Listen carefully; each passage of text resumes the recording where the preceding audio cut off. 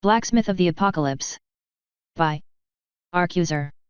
Chapter 681. Monique's Battle 2. By enough time for reinforcements to arrive? She felt a terrible impact as the room in front of her started accelerating sideways. Monique didn't have much time to register the pain of her ribs breaking, as the next impact was already asking for her attention. In a rain of rubble and dust, she crashed into the dilapidated throne that the former owner of the boss room had occupied at one point. Her ragged breath echoed in her ears, as she tried to form a coherent thought in her shaken mind. It was a weird thought that formed. She was just really grateful to her past self, that she had put on the helmet. Her eyes slowly gained focus to observe the room in front of her. She was covered in rubble, the weight pressing on her, and looked out only through a thin slit. What she could see was a massive figure, standing in the middle of the boss room. It was so tall it could barely fit under the ceiling of the room. It held a hammer the size of 3 people, appropriate for its size, and was swinging it at the fair, ignoring the damage it did to the insects around them. There was also a giant hole in the wall of the boss room, that had not been there before. Slowly, as if swimming through honey, she gathered her thoughts and came to the conclusion that it was the big guy that had broken through the wall behind her and walloped her over here. She couldn't see the wasp. With a sudden urgency, she tried to move, only for her broken ribs to tell her quite clearly that this was a stupid idea. The rubble weighed on her and every little movement was answered by her bruised body. Still. She slithered her hand up to her mouth as quickly as possible and took a high potion from her inventory to drink. She was coming up with a plan, while she felt her wounds heal. Monique felt bad for just watching the fair get pounded, but she knew that they were even harder to kill than herself. If she wanted to stop it, she had to recover as quickly as possible before. A rumble stopped her thoughts. It seemed like her opponent was not inclined to make the typical mistake of giving the opponent time to recover while thinking they were dead. Ignoring her screaming body, she grabbed her weapon and charged out of the mount of debris. From the corner of her eyes, she could see the Vespani general, that was searching for her. Ignoring the big enemy, she aimed for the big target. Enveloped in bright silver flames, her spear was thrown, aiming for the back of the big beetle that was pulverizing the fair with his massive pestle. It was not a copy, but her actual spear, leaving her unarmed in the eyes of the wasp boss. The thrown spear was too fast for the beetle to react before it buried itself deep into the gap between the wings. Hit by the sudden force of the spear, the giant broke out in a primal screech as it stumbled forward, falling to its knees. Its cries of anguish were answered by the wrathful wasp that charged at the faltering Monique. Going for the kill, it pulled all stops to increase its speed, staring at Monique's panic-stricken face, as her target whipped around to meet her attack. "KSH, how?" the wasp exclaimed, looking past the spear and a silvery barrier at the dilapidated, gasping soft skin that had managed to block her stinger. Monique smiled, despite her churning stomach, aching body, and trembling arms. She had indeed thrown away her weapon. She had thrown the Fang of Decay. The spear that causes any wound to decay and cause triple damage to vitals was now deeply lodged into the giant beetle's back. From the looks of it, it may have even caused a mental disruption. In the nick of time, she had managed to whip out Tatzel's sacrifice from her inventory and block the wasp's attack with the Aegis skill. But now she could feel strength leave her body. Unfortunately, it was not like in a game, where you were totally fine after drinking an antidote and a healing potion. The fight had still left its marks on her body and she needed time, she didn't have, to recover. She wrenched around her spear and tried to attack the wasp while it was still in range, but the boss had quickly taken its distance to return to its hit-and-run tactics. Monique was in a worse position than before. She wouldn't last long in this fight. Just where were their reinforcements? She even went so far as to ask Seth to come and ambush them from behind, in an attempt to impress Athena with her strategy, but it seemed like the hive had thought of that quicker than her. If they didn't come soon, there was no telling if she would make it. "What have to done to him?" the wasp spat at her as she charged again and Monique barely managed to evade, stumbling around. At least it seemed like she had knocked out the big guy for good. The giant beetle had let go of his club and stopped moving ever since the Fang of Decay was lodged in its back. She quickly hurriedly and stabilized her posture to face the wasp again, when a projectile the size of a person suddenly detonated a breach into the mass of insect bodies with body fluid and parts flying everywhere. It shot past the silent giant and anticlimactically rammed into the Vespani general, catapulting it away, before burying itself in the wall to the back of the boss room. Moments after, she could hear a cacophony of battle cries as a flood of knights filled and widened the path opened by the projectile. Monique stared in a stupor, while the Vespani general had a hard time getting up, after taking a body check from a freight train. For a boss, it was rather frail. Under their shocked gazes, a man clad in dark armor climbed from the hole and rabble in the back. The figure calmly patted off the debris from his armor before leisurely strolling toward Monique. He greeted her with a quick salute from the helmet. "Monique, the reinforcements have arrived. Are you okay?" At this moment, she could not answer as a wave of relief washed over her and she sank to the ground. She was just glad that she asked for reinforcement when she did and that Seth made it in time. Hey, don't go off dying on me now. I even refrained from a great entrance to make it in time," Seth said worriedly. "What do you mean?" "I was just about to finish the general here," Monique bluffed with a wry smile. "I wouldn't call aggressively countering its attacks with your body finishing it off," he said playfully before stepping to her side and playing his hand on her shoulder. A wave of warmth flooded her body and she could feel the fatigue being washed away and her body recovering. Seth had cast one of his healing spells on her. "Are you alone? Why? Do you think I'm not enough to save you?" Seth joked. "No, I just asked. It's okay.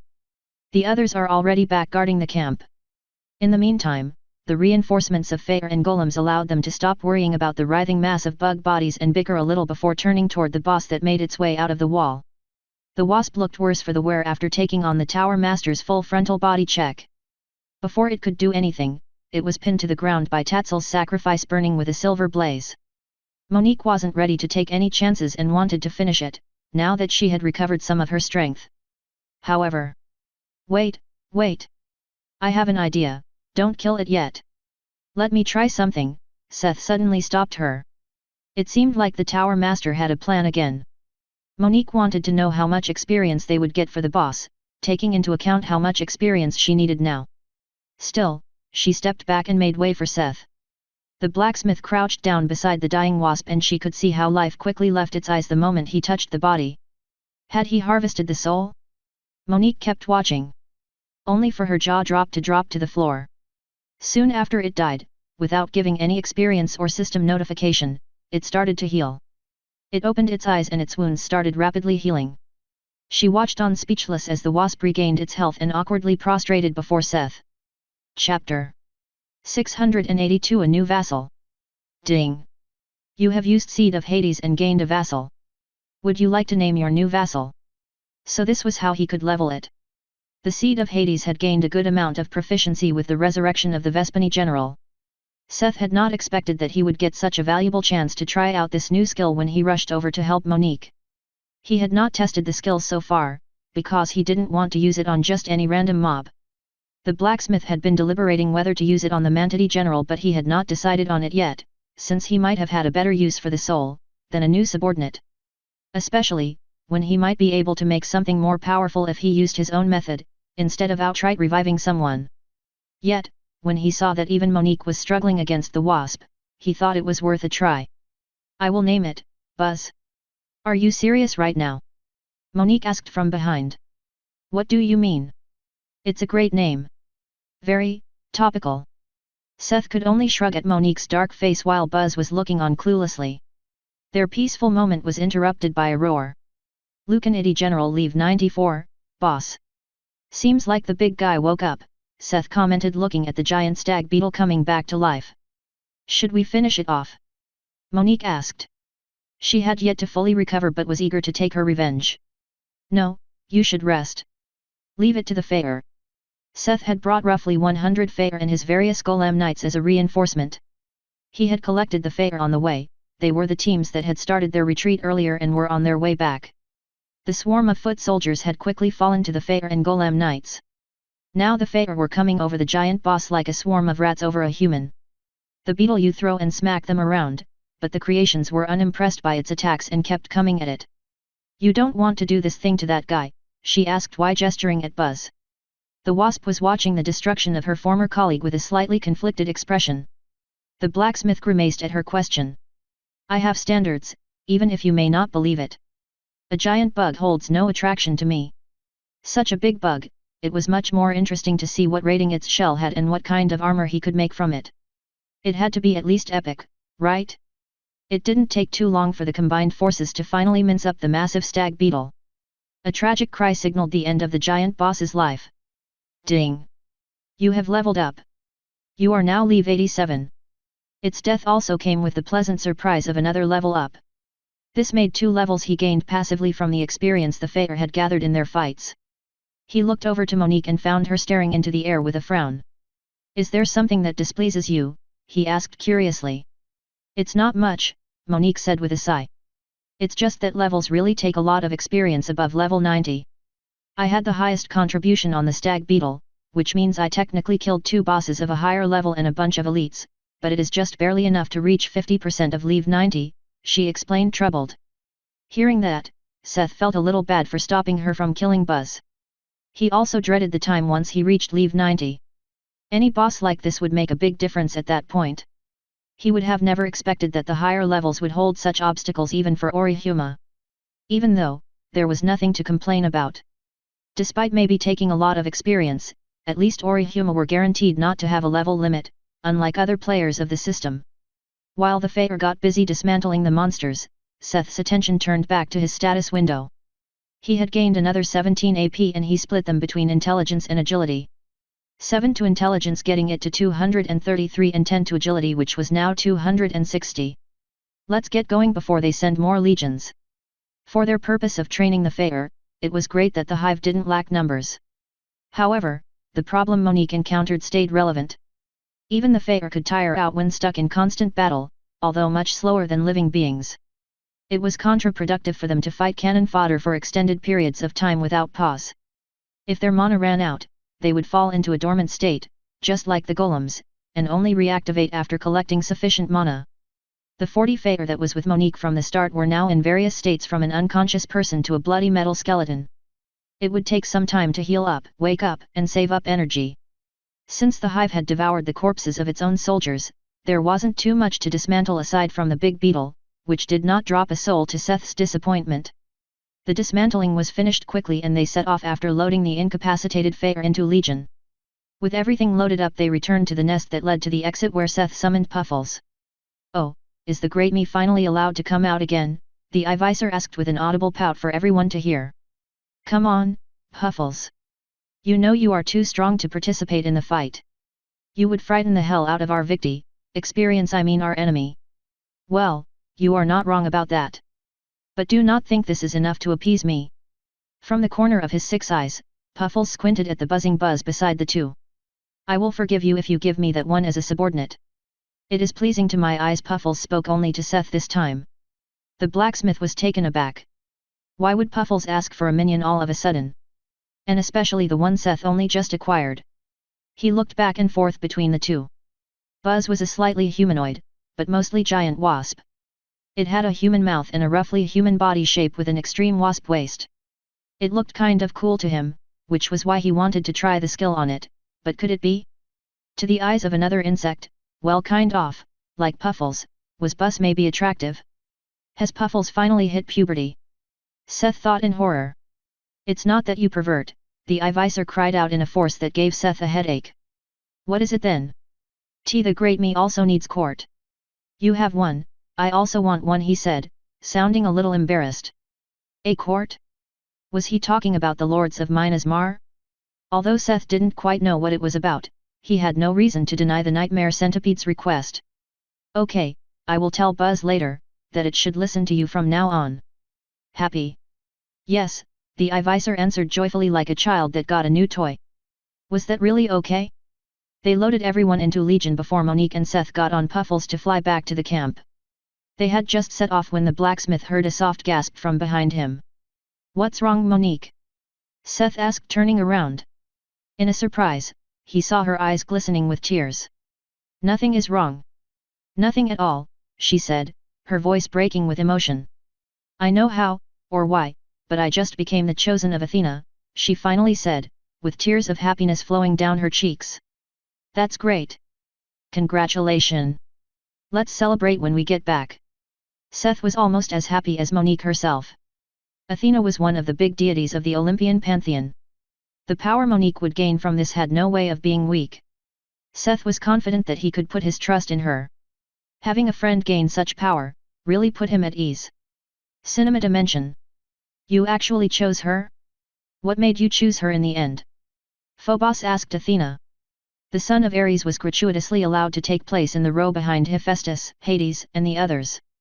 Do I need a reason? She asked back with a mysterious smile. Everybody knew that Athena was probably up to something, but what that was could only she herself explain. Chapter 683 Somewhere Else, 18. What is the meaning of this? He asked, facing a row of weapons that were suddenly pointed at him. He had come to work as usual and was about to take a break when a group of officers stormed the workshop. Cormac Pale, you are arrested under the suspicion of treason. Thomas? What do you mean by treason? There has been no such thing as treason ever since the foundation of the districts, Cormac argued, unimpressed by the glinting weapons pointed at him. Come on, Cormac. Don't make this hard on us. It's a decision from above. So I should just go along with this bull crap? I'm the second-ranked blacksmith of Earth. I am head and shoulders above anyone in this place and you want to arrest me for treason? I am the sole reason we aren't too far behind Delta. God, I wish there was something I could betray you shitheads for if that meant I could finally get proper materials. The blacksmith had been stuck with Epsilon for months now. It was great in the beginning. Mark Baker understood the worth of crafting professions. He and his colleagues were supplied with materials to improve and develop their skills. Someone even became a gunsmith and recreated firearms. However, with Baker gone, their treatment had suffered. They were called a superfluous expense compared to those that had chosen to change to gunsmiths or engineers. Even with his budget cut tremendously, Pale has managed to cross the precipice of the craftsman tier. Still, he stayed instead of opening his own business. Some kind of stupid love for his home had made him stay. I did a lot for this place. I even sacrificed my own progress to make the very weapons in your hand, and you have the gall to threaten me with my own products. Pale was a lanky man with a buzz cut, not what you would expect when you heard the word blacksmith. But as he went on in his tirade, his righteous rage made him seemingly grow in the eyes of the guards that came to arrest him. Look, Cormac. This has nothing to do with us. We are just supposed to arrest you, Thomas said meekly. The others also seemed conflicted about the situation. You know what? Fine. Let me see what piece of trash has the balls to pull something like mother-flipping treason out of their dusty drawers. He was going to take a look at what was going on and then make a decision. Nobody stopped the blacksmith from grabbing his bag and wristwatch from the work table before following them. They didn't walk far as all kinds of facilities existed inside the agency. Soon he sat in a desolate interrogation room with a table and 2 chairs. Mr. Pale, I'm glad you cooperated with the guards. We wouldn't want you to get hurt before your process, right? An investigator entered with a smug smile and sat down opposite him. Where did you even exhume some prehistoric law like treason? Haha, prehistoric. Good joke, Mr. Pale, but that is not the point. We have receipts that you have been purchasing large quantities of magic steel from the System Church, is that right? Oh, and when did buying stuff become illegal? We suspect you of illegally selling weapons and equipment to the criminal organization known as the Scene. Cormac couldn't help but laugh. Pfft. The Scene? Those lowlifes that took over the rim areas? I wouldn't sell them even the scrap metal from my workshop. But still, how would that be treason? The blacksmith didn't really care what they alleged him to have done. He had made his decision. He was already dissatisfied with the treatment he experienced after Baker was assassinated, but this situation was the final nail in the coffin. Right now, he was only here to see if he could get a better picture of who was after him. Is that so? How come then, that we caught members of the Scene wearing equipment of quality only you could make in Y City? The investigators asked with a malicious grin. We know everything about you, Pale. You used government supplies to make and sell weapons to criminals. That is treason, he concluded triumphantly. Cormac stared at the man as if he was a lunatic. He didn't even need to mention that his story didn't make sense back to front. How was it using government supplies, if he supposedly bought the materials for the items himself? However, the blacksmith didn't care. He could already make himself a picture with what the man had just said. He didn't doubt a moment that they probably caught some strawman from the Scene with weapons from his workshop. Since he wasn't the one that gave it to them, someone else from inside must have done it. It became quite clear to him that someone was trying to make him the scapegoat. I see, so someone higher up supplied stuff to the Scene and now they are looking for someone to take the blame. It's a shame. The only shame is that someone with your potential sank so low, just because your funds were cut, the investigator kept accusing. It's a shame. You know so much, but I bet you didn't know this. With a wave of his hand, a golden net was shot from his wristwatch and caught the investigator. He wasn't just some meek little crafter that would take their blame lying down. If there was someone in the leadership behind this, there was no way to solve this peacefully. Not that he intended to in the first place. He had done his due and didn't owe this place anything. He had been deliberating and preparing, but his decision to leave had been finalized with this shitshow. The investigator was struggling on the ground. The man was a Leave 75 player, but even his superior stats were unable to get him out of the golden net. The threads were so fine, they instead cut into his flesh without giving in, whenever he tried to move. Cormac crouched down beside the man on the ground. You thought you knew everything, but where did it get you? Didn't you ever think a little further? I was clearly not selling anything to the scene, you know that. Then what did I do with all the materials I bought? Look, I will show you. The next moment a massive golden bull appeared from the blacksmith's inventory. It proceeded to tear down the steel-reinforced walls as if it was paper. Taking a seat on the bull's back, he held up both of his middle fingers at the investigator. Never underestimate a craftsman. Especially, if they are a chosen, he thought to himself with a grin.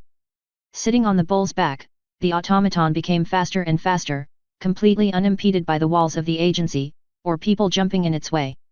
Cormac already wore a thick metal suit, clinging to the back of the bull for his dear life.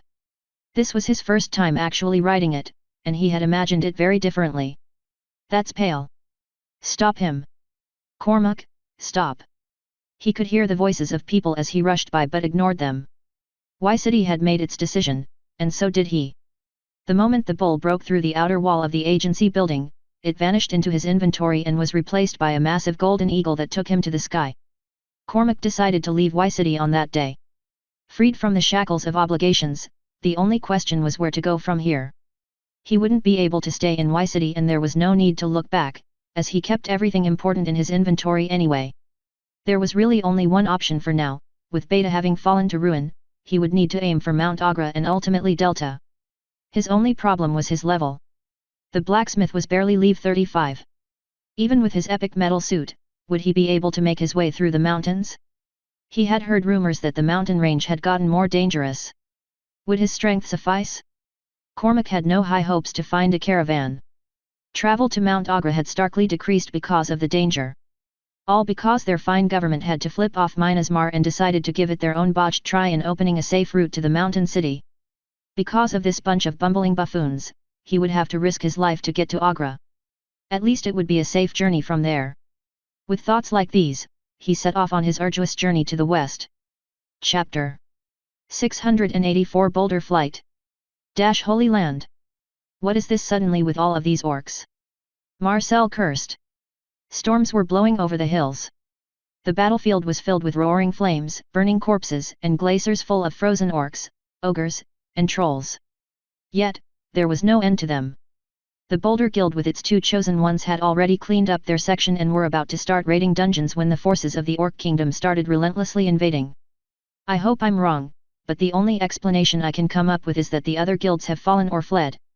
Damn, if this keeps going, we might have to retreat, too. Let's fall back to the camp first. Brock said exhausted.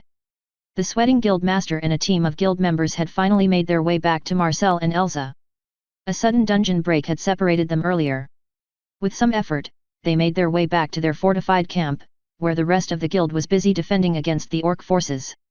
Even Elsa and Marcel, throwing around firestorms and ice blizzards, could only temporarily lower the pressure on the defenses.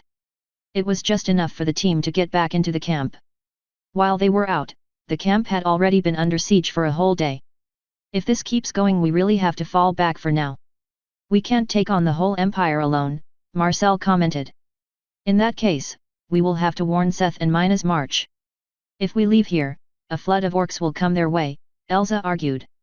That is, if we can even get away from here. We also don't know how Myanmar is faring. They may have already for all we know. The hive couldn't be any weaker than the kingdom, since they held each other at bay, Brock added pessimistically. They had called all team leaders to the command tent to come up with a plan of how to continue from here on. Clay should know, right? Shouldn't he have returned by now? Marcel asked, looking at Clay's team leader Rourke. "We got a message from him a day ago, that he was on his way back, but that was before we came under siege. We have not heard from him since then," Rourke reported. "Have you tried contacting him?" Brock asked. "I did, but I couldn't get a connection. It seems like he turned off his orb." "Yeah, otherwise I would have been caught by the orcs," a sudden voice interjected from outside. The flap of the tent was pushed aside and a disheveled Clay entered the meeting. "Clay? Did you wait outside to make a dramatic entrance?" Rourke asked, disillusioned. "Sorry. But I really only came just now, team leader. I had no way to get through the orcs before. It's only thanks to the guild master returning, that I got the chance to pass the army and enter the camp," he hurriedly explained himself. "So, you probably heard our conversation. Report, how is the situation with Minas Mar?" Brock got to the point. Clay took a moment to find his bearing before he stood up straight and described what he had seen. "They are doing a lot better than us. Not only have they pushed back what seemed to be the full invasion force of the Hive, but they are also actively on the attack right now," he gave his final verdict. Everyone was staring at him in wonder. Especially the mention of the giant snake that attacked the massive beast brought back memories for Marcel and Brock, who once had the questionable pleasure of being a passenger inside that snake. "Maybe we should fall back and form a united front together with Minas Mar," Byron, one of the other team leaders, suggested. "The other guild also had chosen ones and they retreated.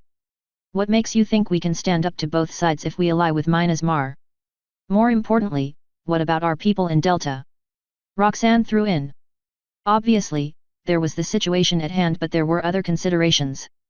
If the other guilds had really fallen, or rather been forced to use home call, it meant that their elites had returned back to the guild in Delta, while the elites of the Boulder Guild were still stuck here.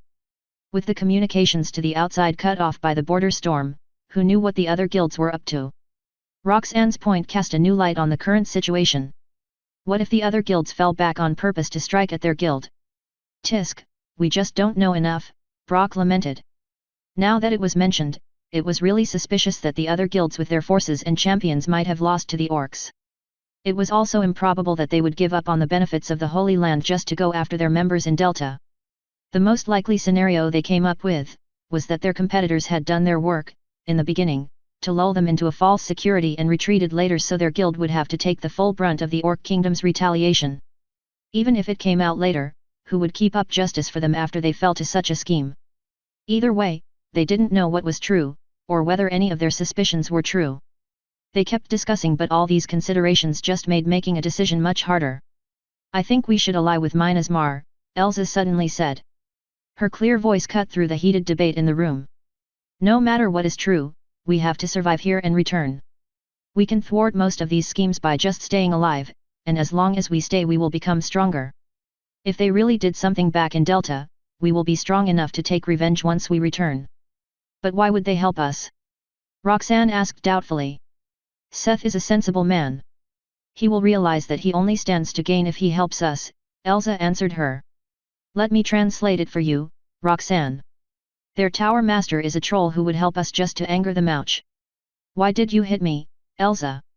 Marcel asked, wronged. After Monique's rescue, they became a little more careful. It took the ravaged 40 Fae several hours to recover their mana and appearance. Although they may resemble an army of killer machines, like in the popular movie Eradicator, even that movie star had his limits. They decided on using guerrilla tactics with higher numbers and more protection from the members of the field teams until the average strength of the Fae rose to the point that the cannon fodder would be no hurdle for them. Seth, on the other hand, returned to busy himself with equipment. The blacksmith would only step in once they reached the finale. For now, it was more important for the Fae to grow stronger. Maybe some of the others could get another blessing or become chosen, too?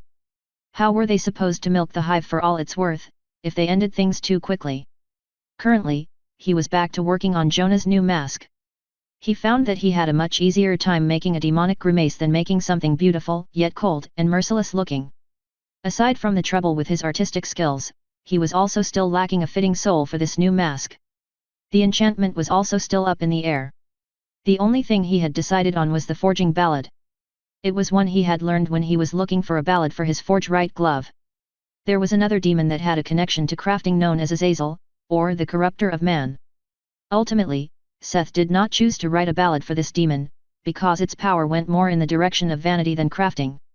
Still, in the process of his research, he had learned the forging ballad of demonic charm. It was more fit for trinkets and jewelry, but it was also a perfect fit for the mask. The effect of the ballad was one that could enrapture the onlooker. Make them stare haplessly, in some cases even allowing the item's wearer to give them momentary orders. Seth knew that Jonah would hate this, but he did this for his sake. Once he had finished the mask as far as he could, he already had his eyes set on the next item he could finally finish. The last battle had brought him an unexpected gain. Chapter 685 Infiltration Corpses.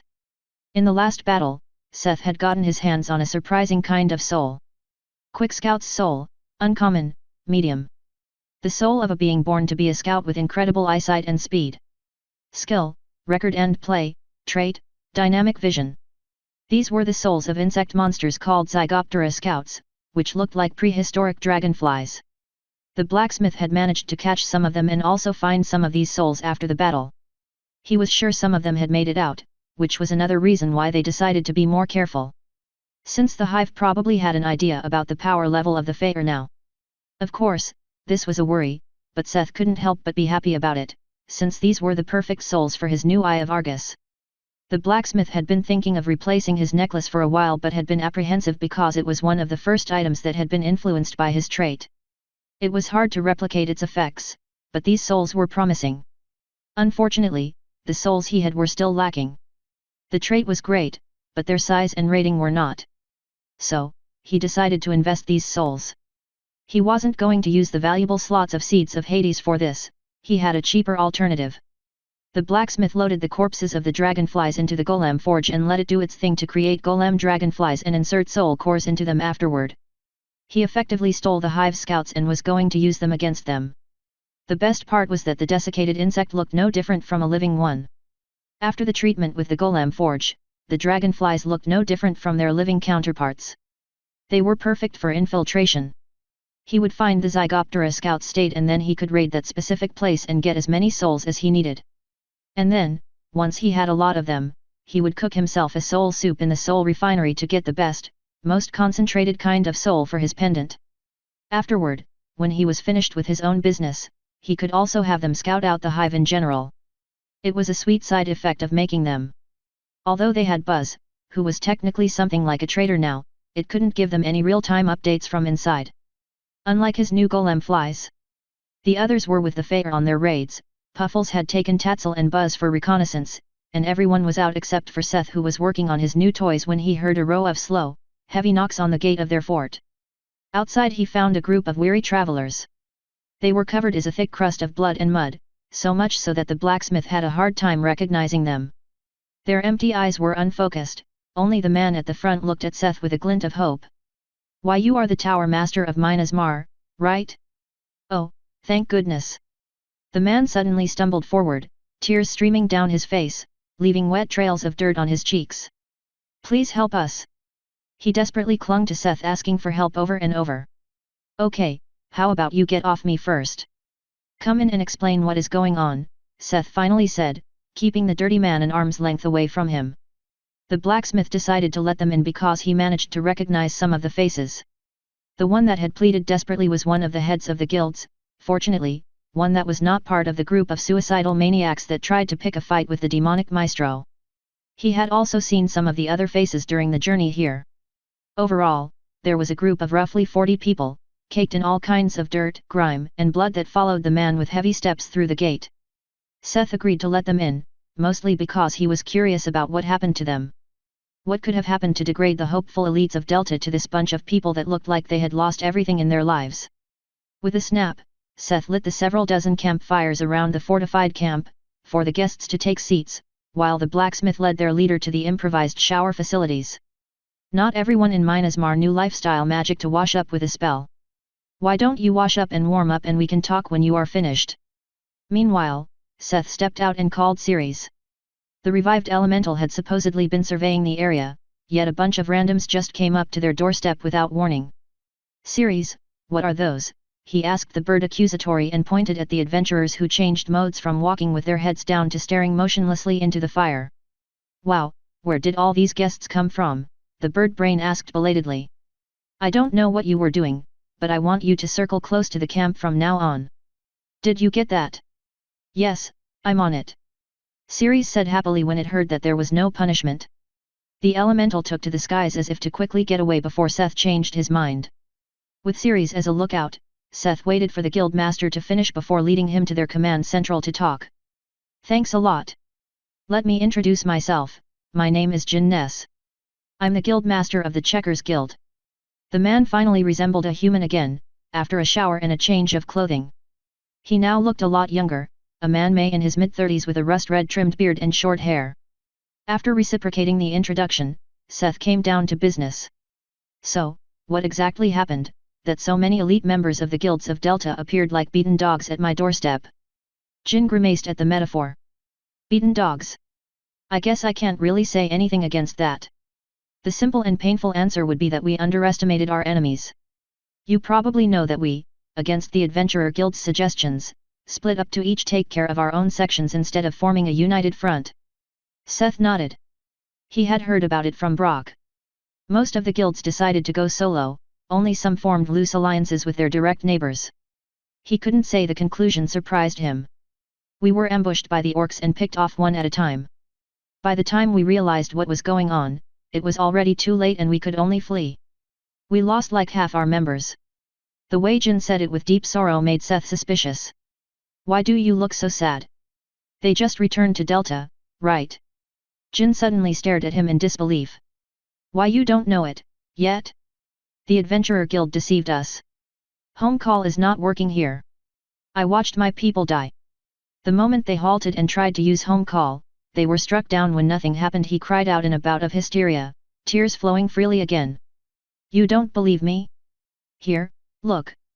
Home call.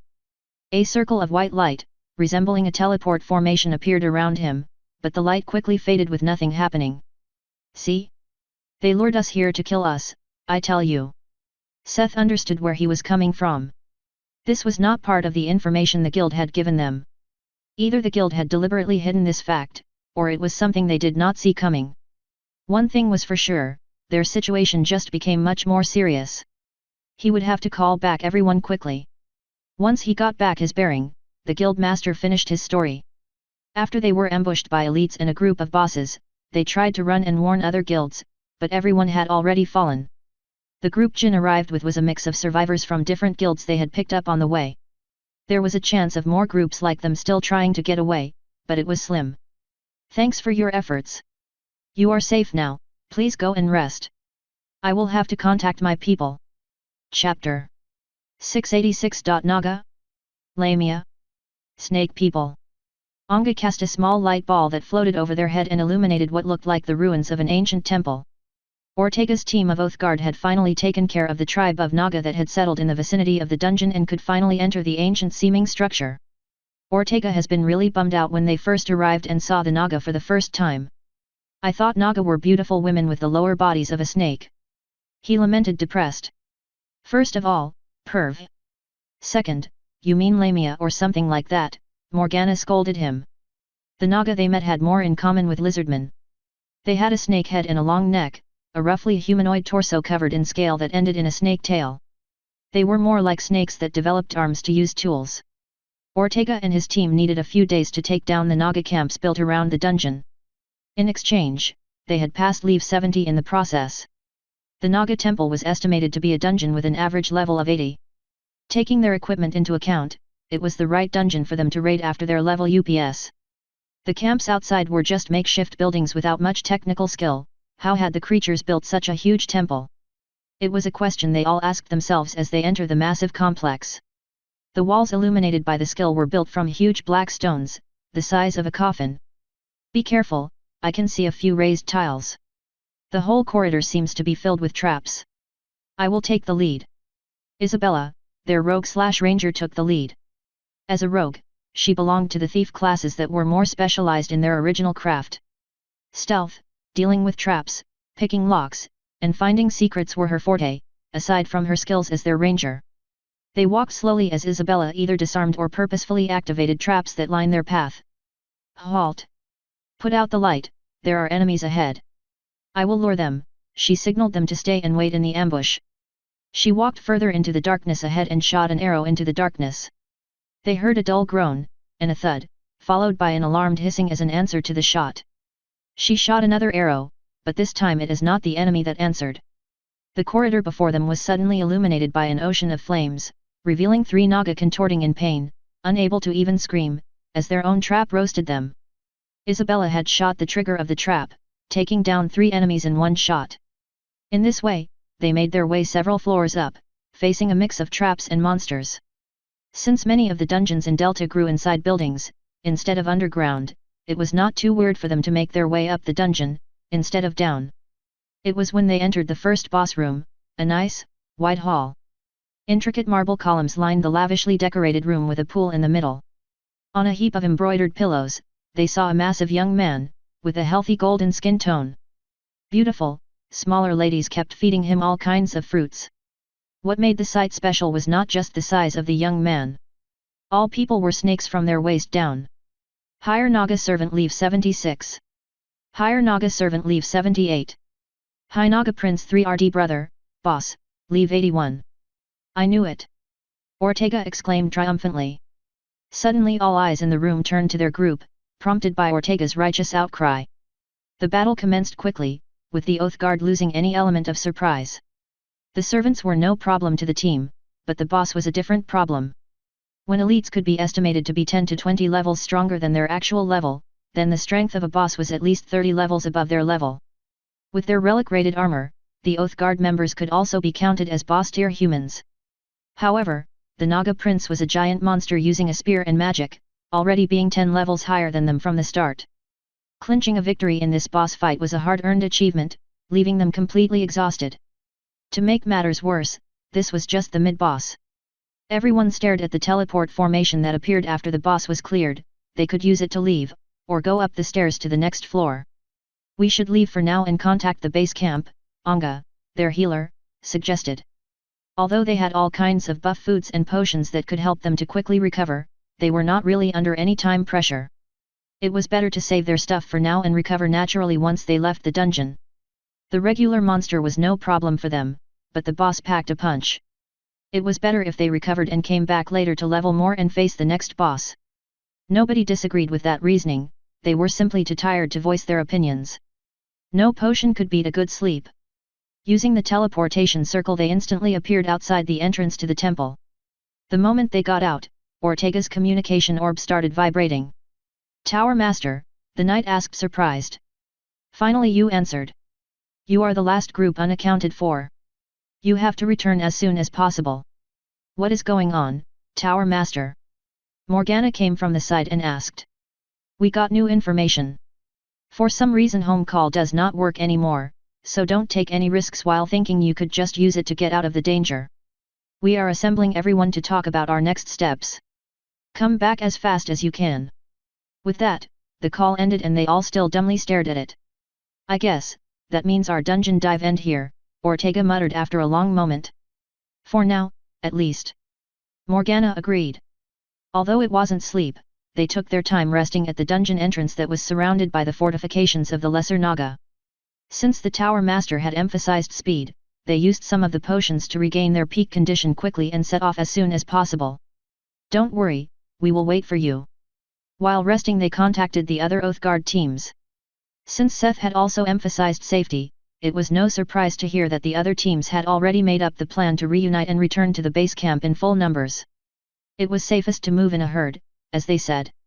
Once they recovered, they quickly set off to get to the agreed-on meeting places and unite with the rest of the Oath Guard. Chapter 687. Any suggestions? With the field teams, chimeras, and Oath Guard called back, Seth left the guests to their own devices while he finished his golems. Even if someone was plotting against them, he saw no reason not to pursue the perfect souls for his necklace. Or rather, to get his hands on the ingredients to make the perfect soul. Yet, his thoughts kept analyzing their current situation. The adventurers had aptly proven that they sucked when it came to facing an army. They had split their forces for their own vain greed and were in exchange picked off by the combined forces of the enemy army. Even the chosen ones were overwhelmed by enemy numbers. Thinking about this made him glad that he had given everyone legendary items. The field teams were not as strong as chosen ones, but with their items and numbers, they had lasted long enough to trigger divine interventions. On the other hand, Seth couldn't be sure that Jin's was a perfect truth. Just as the Adventurer Guild was not necessarily the one behind this, there was no telling how many members of the guilds and chosen ones had managed to survive their encounters.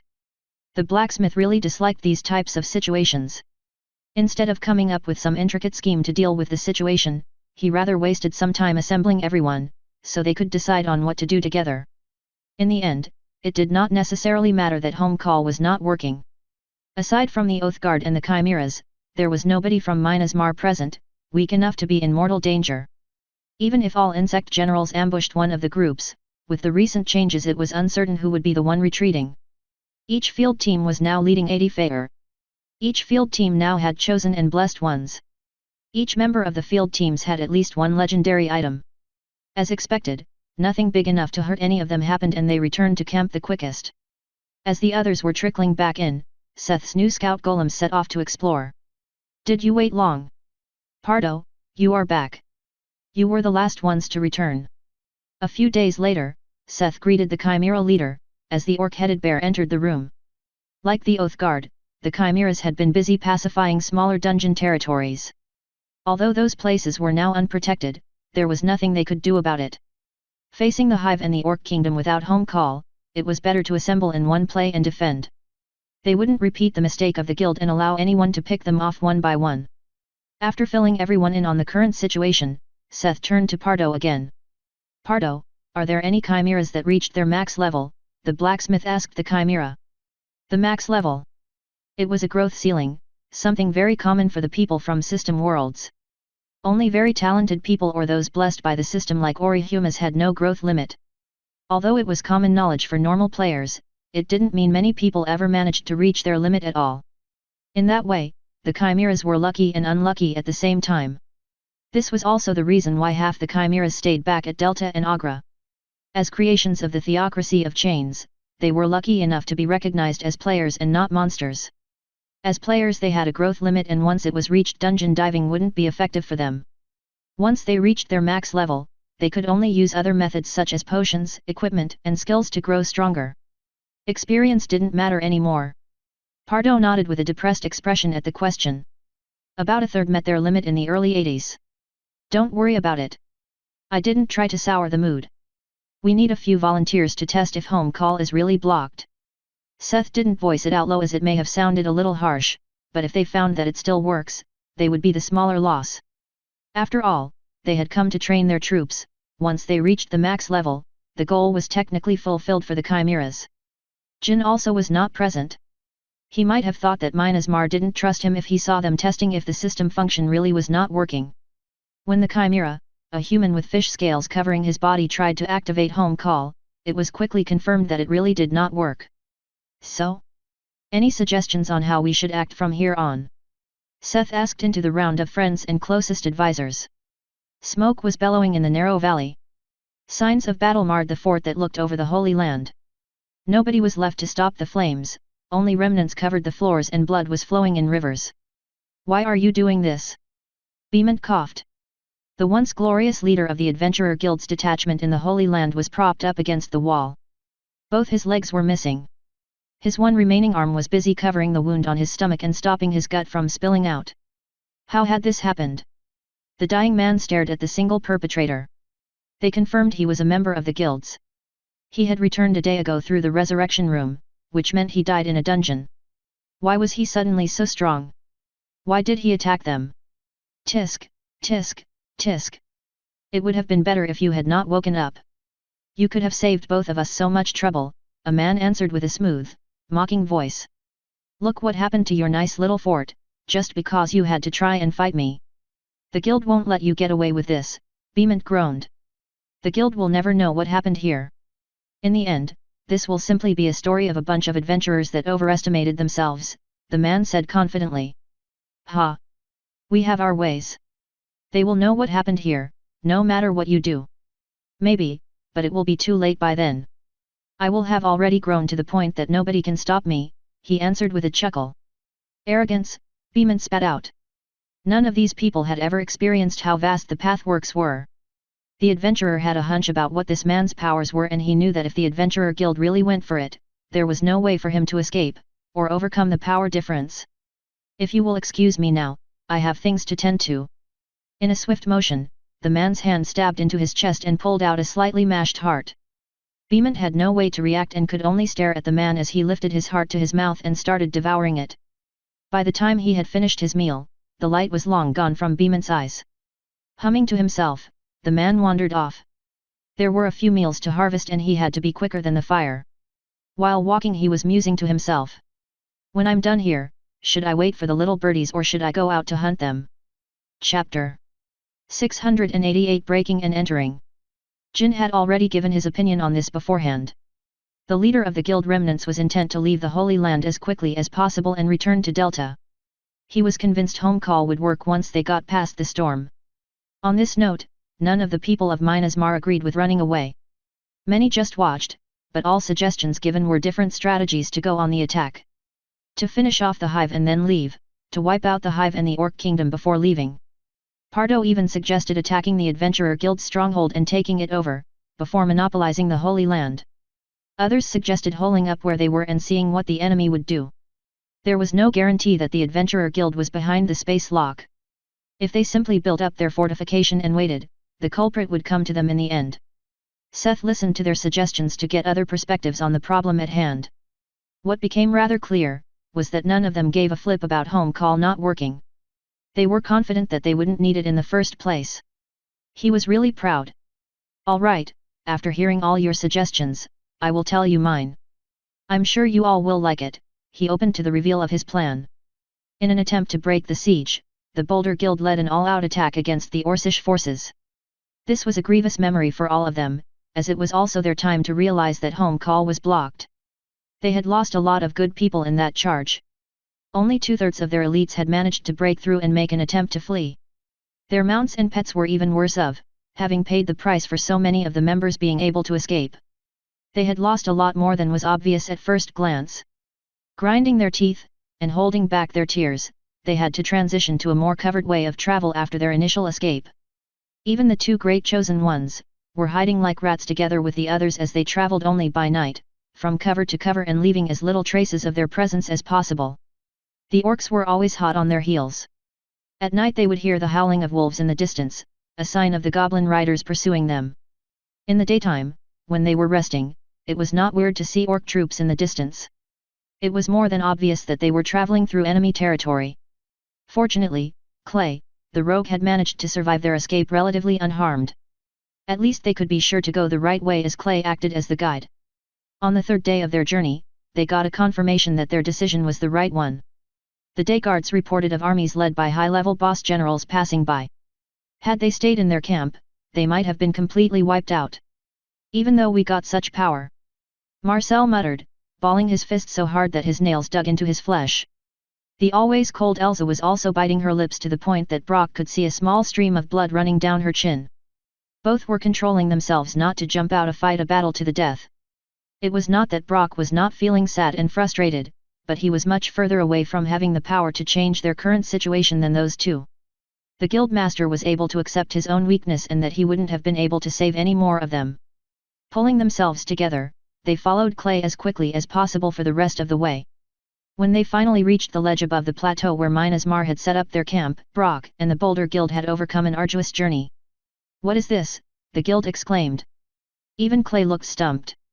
In the middle of the plateau towered a massive castle. Its massive walls were at least 20 m high and half as thick. The ring wall was covered in complicated wards and topped with a magic barrier. Inside was a ring of buildings that surrounded another, small circular wall. Inside the central ring was just darkness. The beaten and dirty group came before the gates of the massive fortress. "Who are you and what do you want?" the Chimera guard called from above. "I'm Brock from the Boulder Guild. I came to meet Seth, the Tower Master, and bring him important information." Brock introduced himself and summed up their matters. You will have to wait a while. The Tower Master and all executives are currently on a raid. Several days earlier. We do both. We will hole up here and bring the war to the hive. In the end, a strategy was based on the information one obtained. Seth had sent his scouts several days prior to the meeting and had managed to glean a bunch of useful information from the few days the Dragonfly scouts spent in the hive. Among others that there were even better targets for his soul collection, which were a big version of the dragonflies he had managed to nab. But also the general structure of the hive, for example where the quarters of the different insect species were located, as the hive's nest was just a massive labyrinth for the most part. But the most important and vital information was, that the nest of the hive was not completely turned into a dungeon. After all, it took energy to turn dug tunnels into a bona fide, nearly indestructible part of the dungeon. It seemed that not only human constructors like to skimp on construction costs. This opened the way to a fantastic chance. They didn't need to use the hive's entrances and navigate through all of their labyrinthine tunnels. They could just dig their own to a part that was not protected by dungeon energy and directly invade them on their own turf. Something they would never expect, and they would do it from the comfort of their own, heavily fortified base. This way they could stay on guard against whatever enemy would come to their camp, but also accomplish their own goal of training the troops at the same time. Why just a tunnel at our doorstep? I'm confident in my wards. Why not make a heavily fortified base at their doorstep? Evie suddenly suggested. That's the spirit, the blacksmith praised enthusiastically. This way all but Jin would get their way. They would wipe out the hive with targeted raids while being prepared against the orcs, or whoever, with their heavily fortified surface base. With the help of Python, digging a huge tunnel and increasing the building speed of their camp was no problem at all. Soon, they were ready for their first organized raid. While the chimera that reached their max level stayed up to guard the camp, the rest of the troops of Minas Mar entered the central shaft and boarded inside Python. Starting from their subterranean chamber that was protected by strong wards Evie worked on for days, they would split up based on their average levels and strike different parts of the nest, led by the dragonfly scouts. This was not a fair fight, not even a proper surprise attack.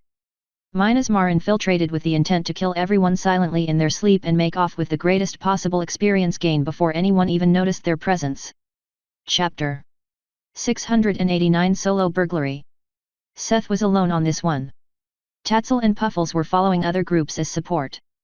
The blacksmith was going to get his souls by ambushing the resting chambers of the dragonflies. Following his golem through the damp net of tunnels had Seth thinking. These dungeons were just the upper layer. It was rumored that things became stronger and more dangerous the deeper one came. That even stuff like the hive, the orcs, and even the maestro were pushed to the surface. What would dungeons in the depths be like? There was almost no change between the parts that belonged to the dungeon and the tunnels that had yet to be transformed. Only the fluorescent mushrooms and moss that enveloped the place in dim lighting were an indicator. The blacksmith had been quite surprised when he found out about the resting chambers. Ordinary insects did not really sleep as humans did. They would usually rest during dangerous times like the night, or in winter to save energy. This was also somewhat the same for this massive swarm. When reading fantasy stories, one seldom thought of the logistics behind massive armies. This was technically a stationary locust swarm, but a locust swarm had to move to sustain itself. Even if the whole nest was run on dungeon energy instead of food, it was hard to fathom how much it would cost.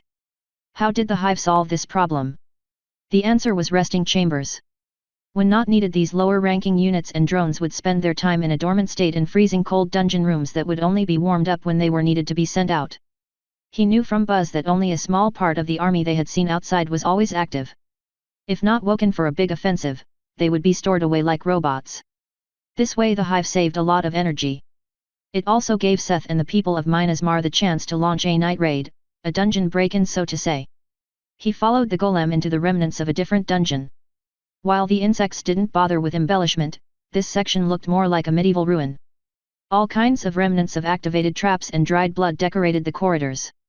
The corpses had been brought away, but it was obvious that there was a heavy fight in the past.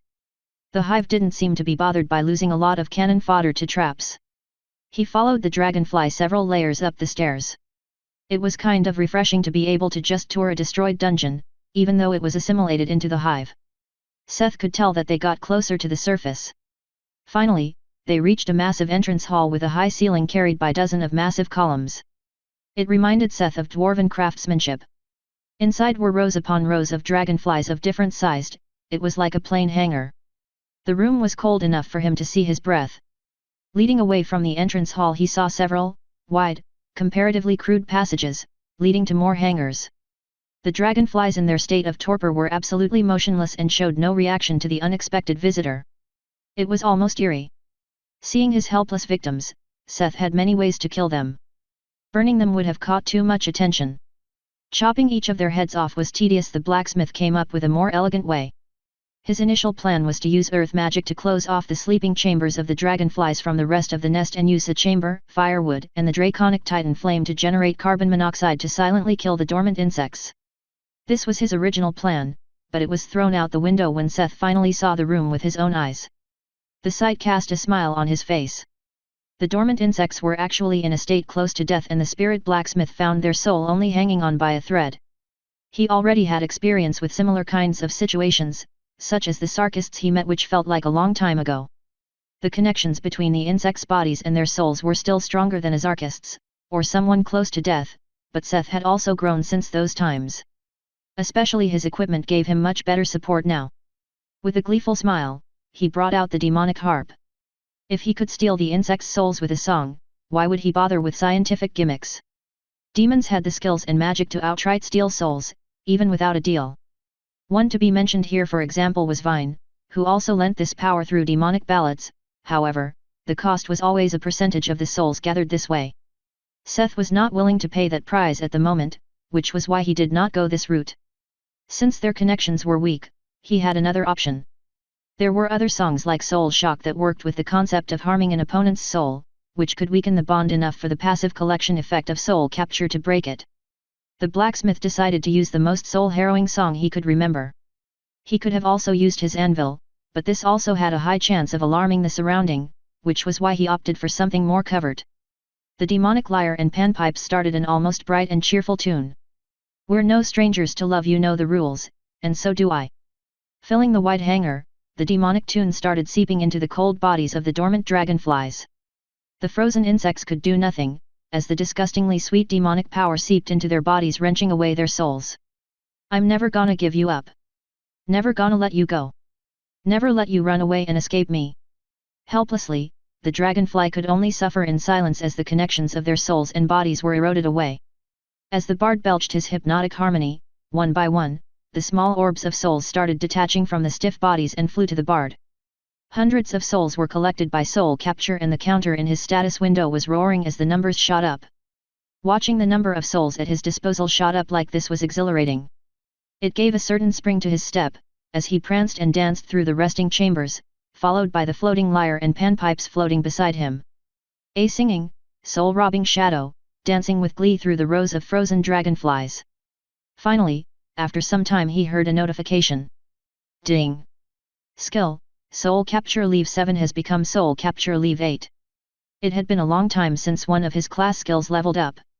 As far as he could judge, Soul Infusion should have also been close to leveling up, too. He didn't stop to check the skill, he was going to suck all the resting chambers dry. He didn't check, but he could feel that the souls were collecting quicker than before. He had no idea how long he had been performing for, but at some point, he found his path blocked. Seth had harvested the last hangar of dragonflies. Looking at the counter in his status, he almost choked. There were 4,000 Quick Scout souls from the Zygoptera Scouts and 2,300 Aerial Striker souls from units called Anisoptera Hunters. Aerial Striker souls, uncommon, medium. The soul of a being born to be an airborne hunter with incredible eyesight and speed. Skills, Air Combat, Aerial Assault. Trait, Dynamic Vision. Although the latter had the same ratings as the Quick Scouts' souls, Seth could tell from the appearance that they were several times the size from experience. Seth's measurement for the size of a soul was a rough estimate of the mana a soul would offer after infusion.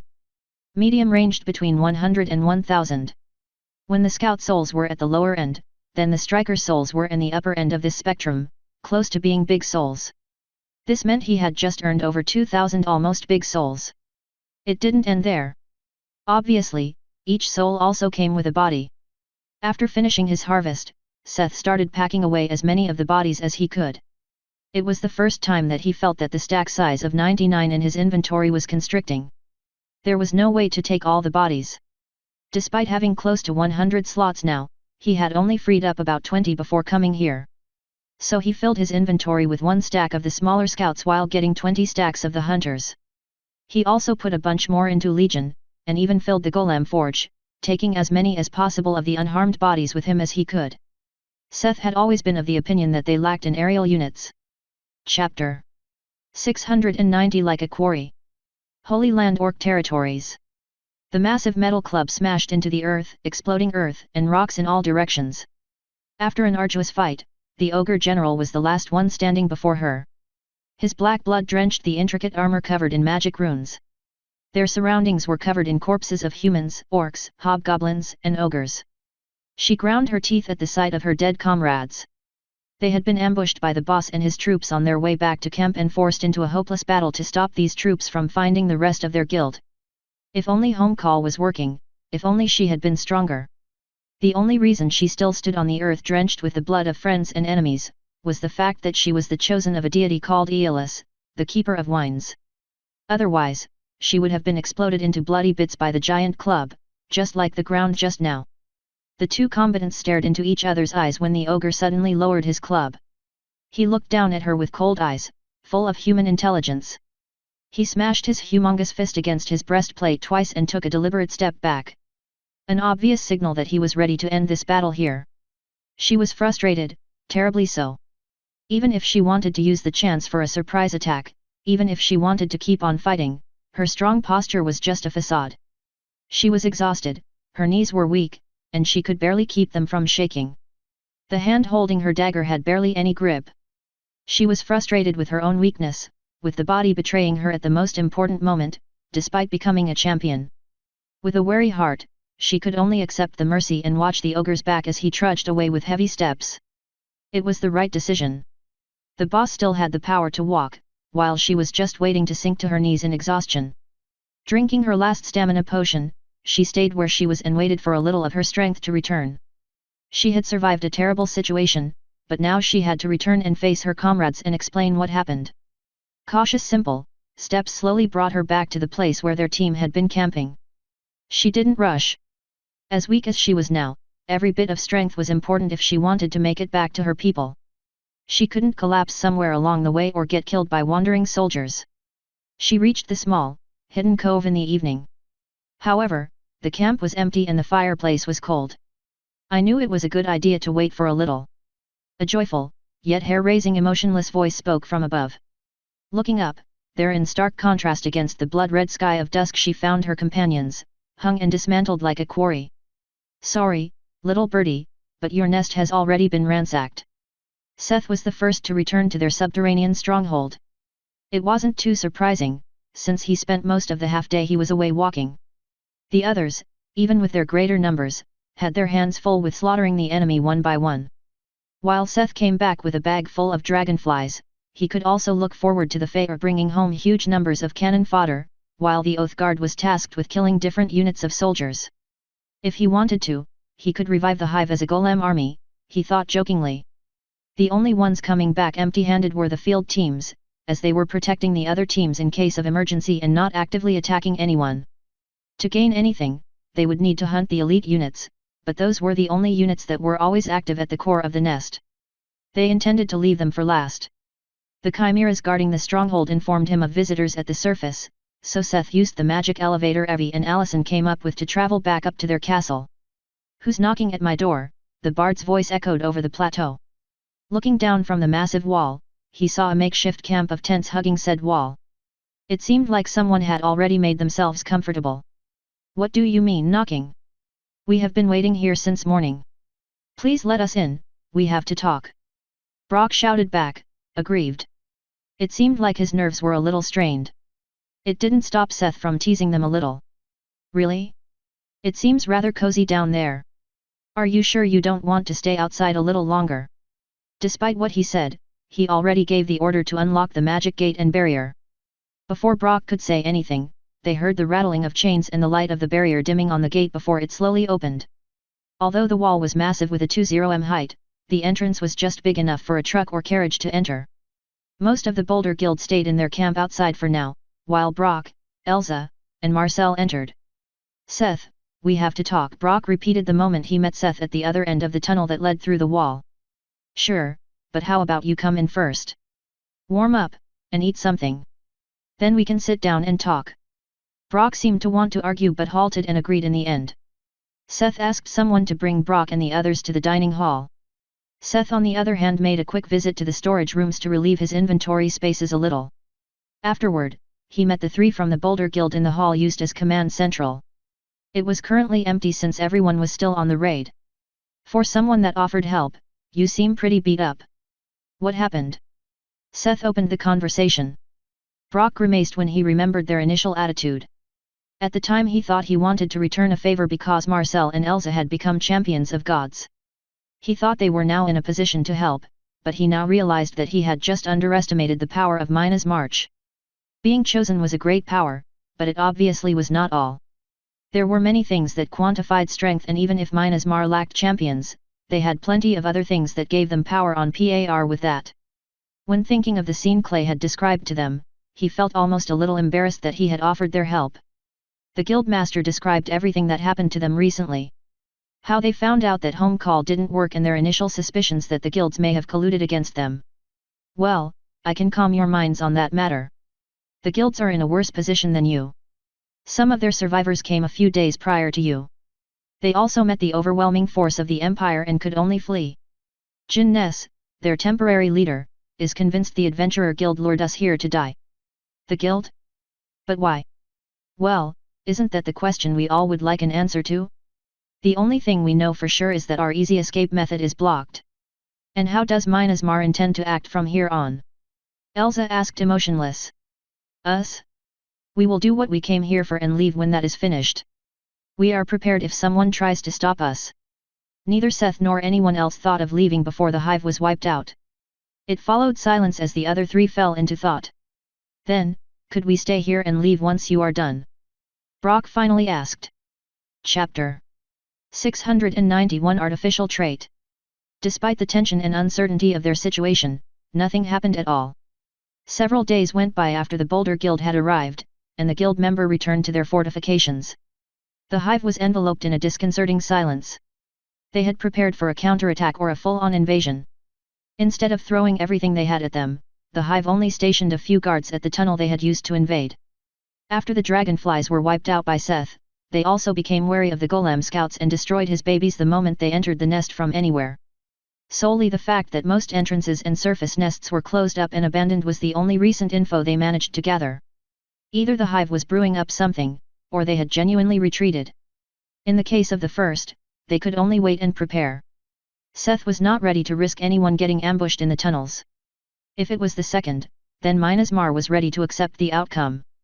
Although it could be better, they had gained a lot with their dungeon break-in. The Faer had reached level 65 on average, while all members of the Oath Guard were firmly above level 70 now. The members of the field teams had not gained as much from killing a few small fries, but they were all in the later 80s. Seth, who had stolen the souls of over 6,000 monsters and gained some experience passively through the Faer and Golems, had also gained 2 levels, putting him at the start of level 89. The 16 AP he gained were invested in intelligence, bringing it to 249. Since there was little to do, the blacksmith spent the days with his friends and in his temporary workshop. The soul refinery seemed like a great item, but unlike the golem forge, it worked rather slowly. Well, it might have also been because he threw in a whopping 4,000 souls into the refinery. He only saved up a few of the scout souls. Since he was only after the trait, the aerial striker souls with their skills and size had worth for something else, like golems and items. To condense down 4,000 souls to their single trait and pure power took a while. At least Seth didn't have to constantly keep an eye on the refinery as it did its work. He was training with Mina to help her control the powers of her blessing when he suddenly got a notification. Ding! You have created an artificial new trait. Your title creator has improved. Seth halted surprised and was rewarded by a punch from Mina. Ah! Sorry, I thought you would evade, she exclaimed in a panic, but the golden fleece had already healed the small wound. It's okay. I was just distracted by a system notification, he explained a little embarrassed, and checked his title. Originally, the creator title improved all the attributes of inventions by 10. Now a second point was added saying that the chance of an invention gaining a trait had increased by 5%. Seth was stumped at first, but after some thinking he just accepted it. If an item like a sword could gain an ego, then why would it be able to gain a trait? What excited him was what this meant for his golems and Faer. The Faer were practically human and the golem autonomous beings. They should already have a good potential to gain a trait. This chance had now a 5% increase. Even when traits were something rather nebulous to him, and he didn't know the base chance, they were generally something very good and even a slight increase was very welcome. "Excuse me, please. I have to take a look at the workshop." When Seth entered the workshop, he could already see the overwhelmingly iridescent light. In the lower part of the refinery floated a kind of soul he had never seen before. Even if the soul refinery was a little slow, it really produced the best soul for the creation with soul forging. Soul of sight, massive, relic, crafting material. An unblemished soul. Trait, hyperdynamic vision. The result of condensing down was a clandestine soul without any impurities from a previous life. Pure power and the condensed trait Seth wished to keep. In this case, the trait had actually strengthened with the processing of the soul refinery. The biggest advantage of this process was that he would be able to cleanly fuse souls in the future. When he had a special soul with a specific ability, trait, or personality, he would not have to fear watering it down with impurities introduced by souls he would fuse into it. In the future, he could even try to customize the souls for items by filtering specific skills and traits to support each other. Instead of just picking any soul that some would fit, he could try and engineer a soul specifically for the item he planned to make. Engineered souls like this that did not degrade through the number of souls fused, since they were all pure except for the part he intended to keep. Only now did he realize the true strength of a spirit blacksmith. He could not just infuse a soul to power an item's enchantments, or add another layer of enchantment and abilities to an item. With engineered souls like this, it was equal to the enchantment of a master enchanter. Except that there would not be any additional costs for core materials or knowledge of enchantments needed. It wasn't the only gain from fumbling around with the soul refinery. Just scheming through Forgebrand's modes of discernment when it came to parts of the soul the refinery would focus on, also helped the blacksmith understand a little more about the inner working of the soul of a deceased. The soul refinery could not repair someone's soul, but with this knowledge, Seth felt confirmed in many parts and learned some things about others. He was confident to do better in the future. With a swipe of his hand, the newly created soul floated in his hand. There was no reason to wait, Seth was eager to finally finish recreating his Eye of Argos. He had made his current necklace a long time ago and it was an epic item he came to appreciate. He had been very apprehensive to modify it because it was one of the first items that was influenced by his trait.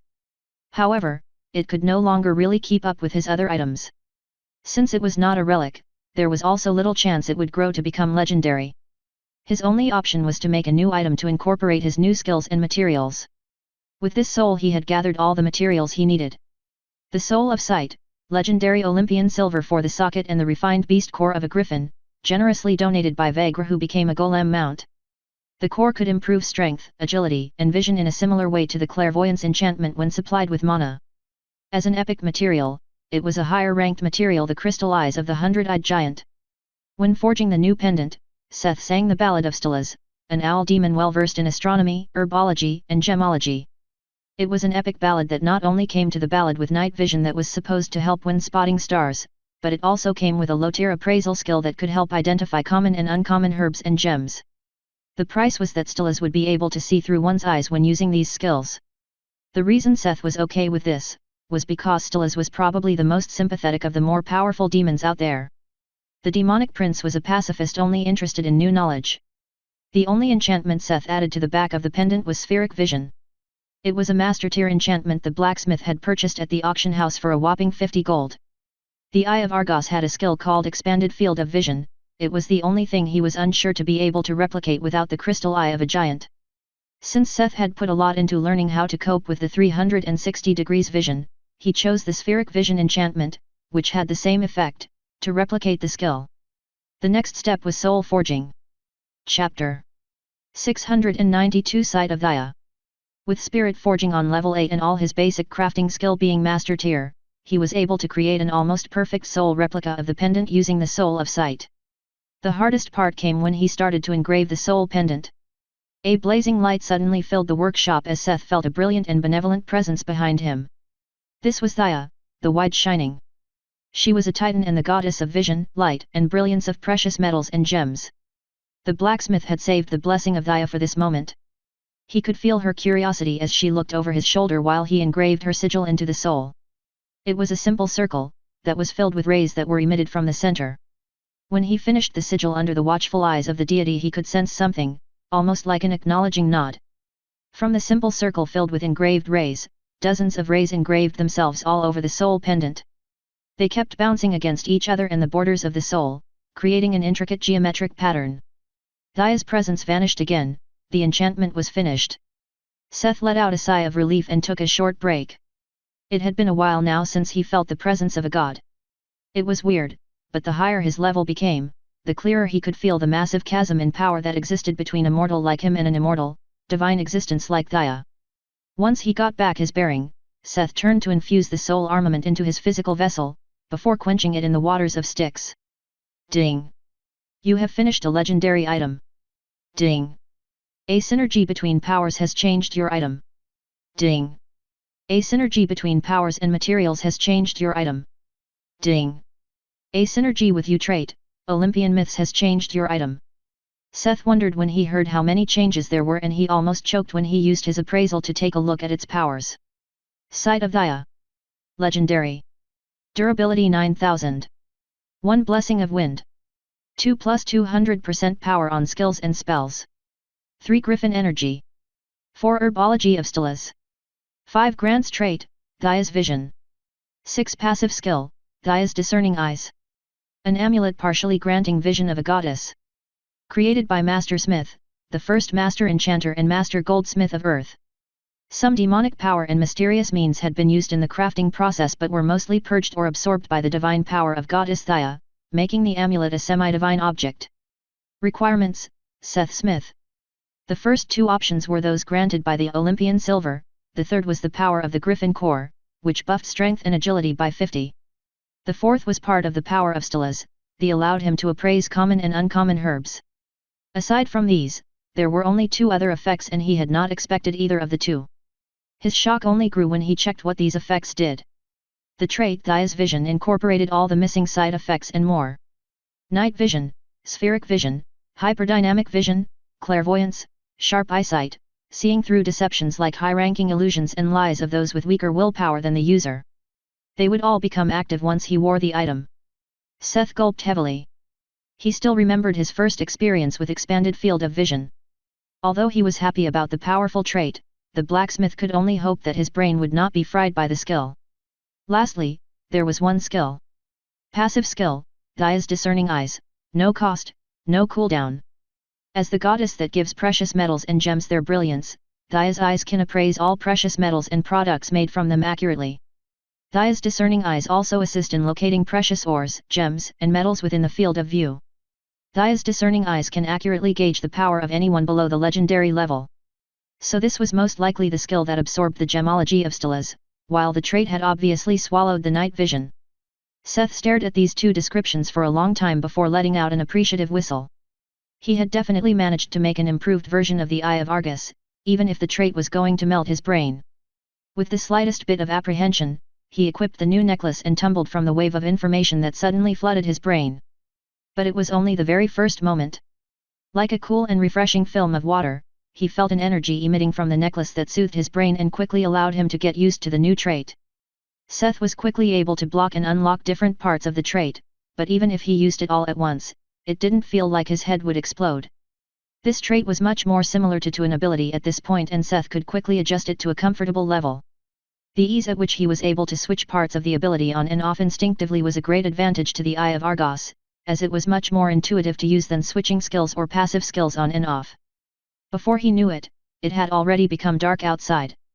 However, it didn't impede him since he could see like it was day with Thaya's vision.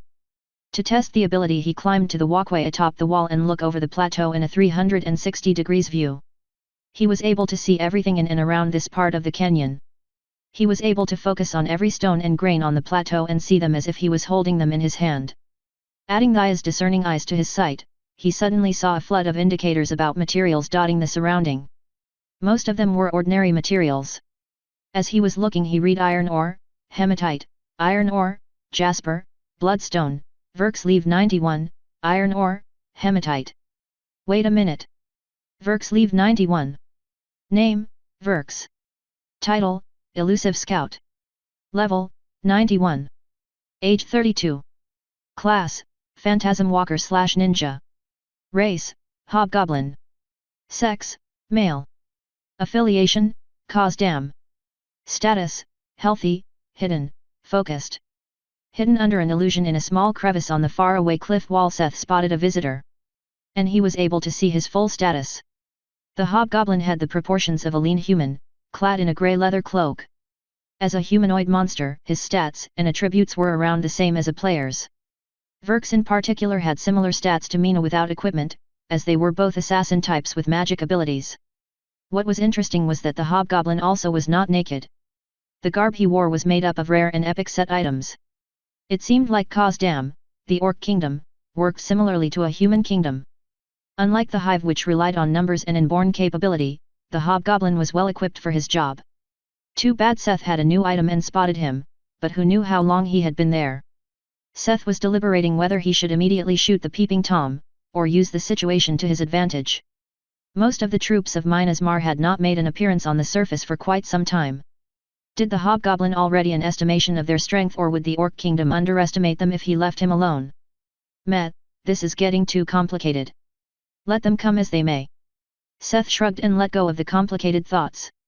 He was more interested in whether he could one-shot the Leave 91 hobgoblin. Swiftly the Mind Reaper appeared in his hands. With a blatant smile, he activated Apollo's Rain of Light of the Shala Pauldrons and designated the area where Verks was hiding. Paying 5,000 mana, 300 light arrows suddenly illuminated the nightly plateau and dark sky, shooting out like a storm of laser blasts. Seth could see every ounce of shock and fear that distorted the hobgoblin's face as a wave of golden light poured at his perfect hiding spot. At first, the arrows spread out to cover the whole area designated by the skill, but as they got close to the target, they all suddenly changed directions, like a swarm of angry bees homing in on their target.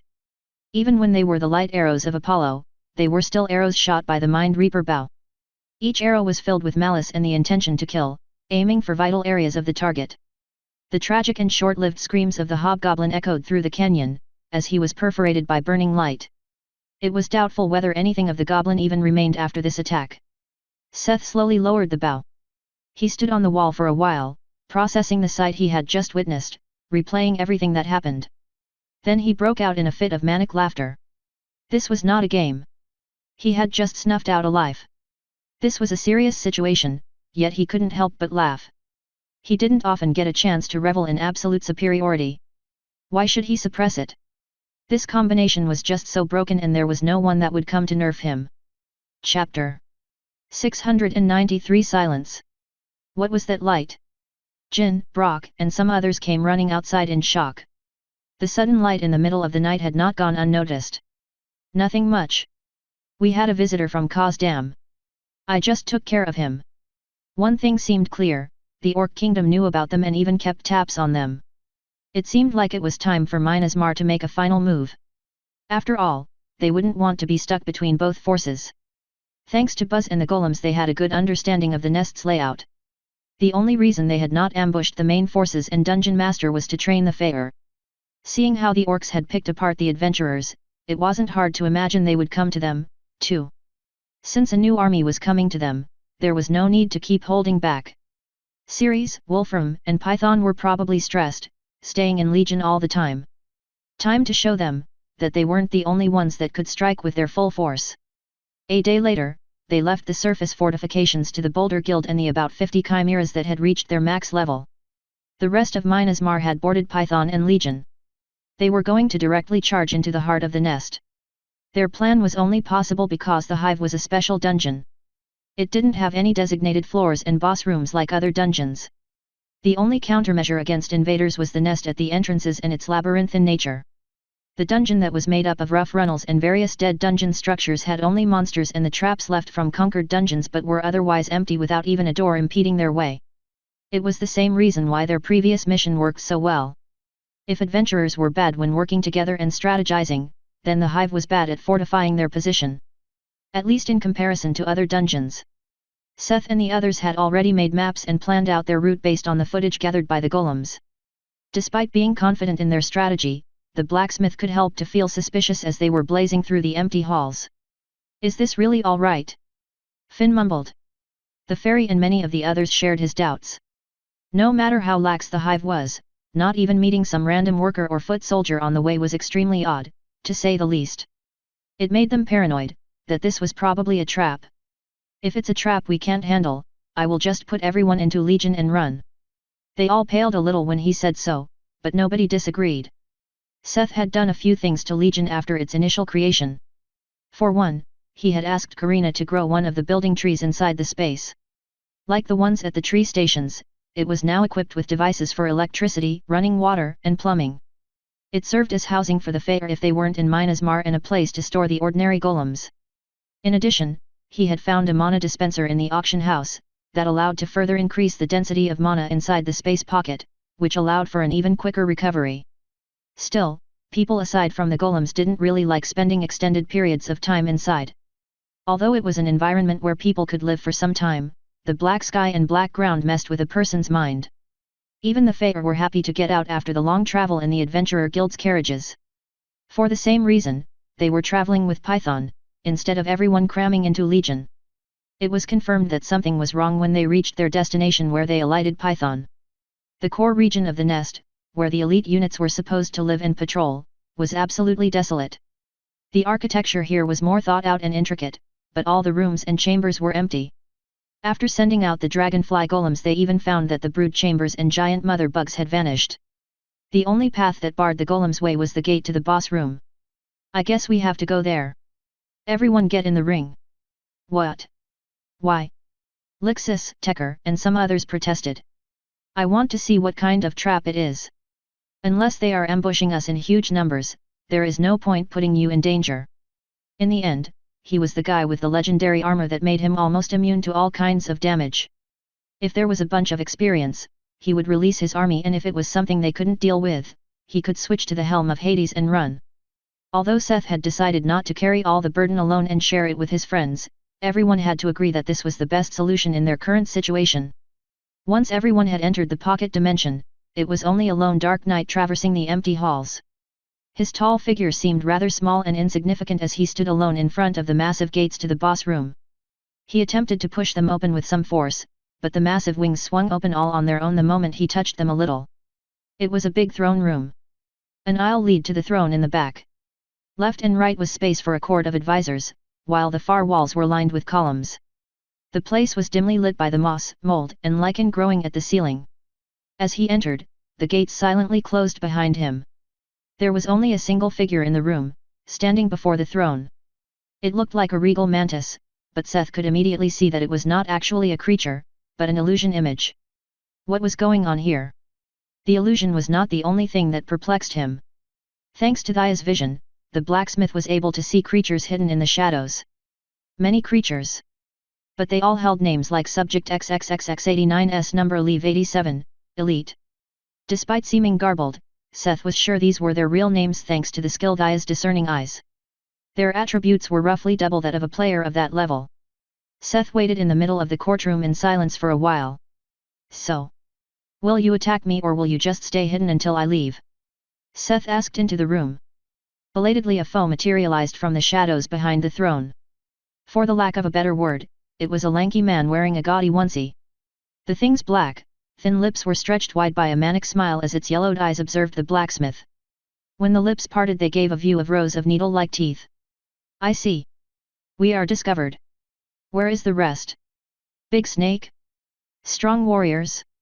This is not what is promised. It spoke fragmentary, as if using a word it was not used to. Unlike its gaudy exterior, its voice was devoid of any emotion, almost mechanical. A promise, you say? I don't know anything about that, but I would like to know is where my ton of experience ran to, Seth asked a little agitated. He didn't know what exactly this situation was, but one thing was for sure. The hive was gone and he doubted they left because of Mina's march. Even if they didn't want to risk any more casualties, all they had to do was hole up in the dungeon, where they could constantly resurrect with the dungeon's energy.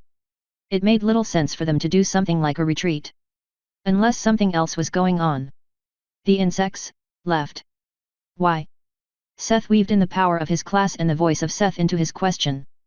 However, instead of answering it just cocked its head, as if it didn't listen to him. He frowned, it reacted similarly to a golem. If you don't talk to me, I will simply leave. You can't. It was just staring at him, without any sign he could read. The shadows in the background started rousing with a slight demonic aura. Why not? It was promised.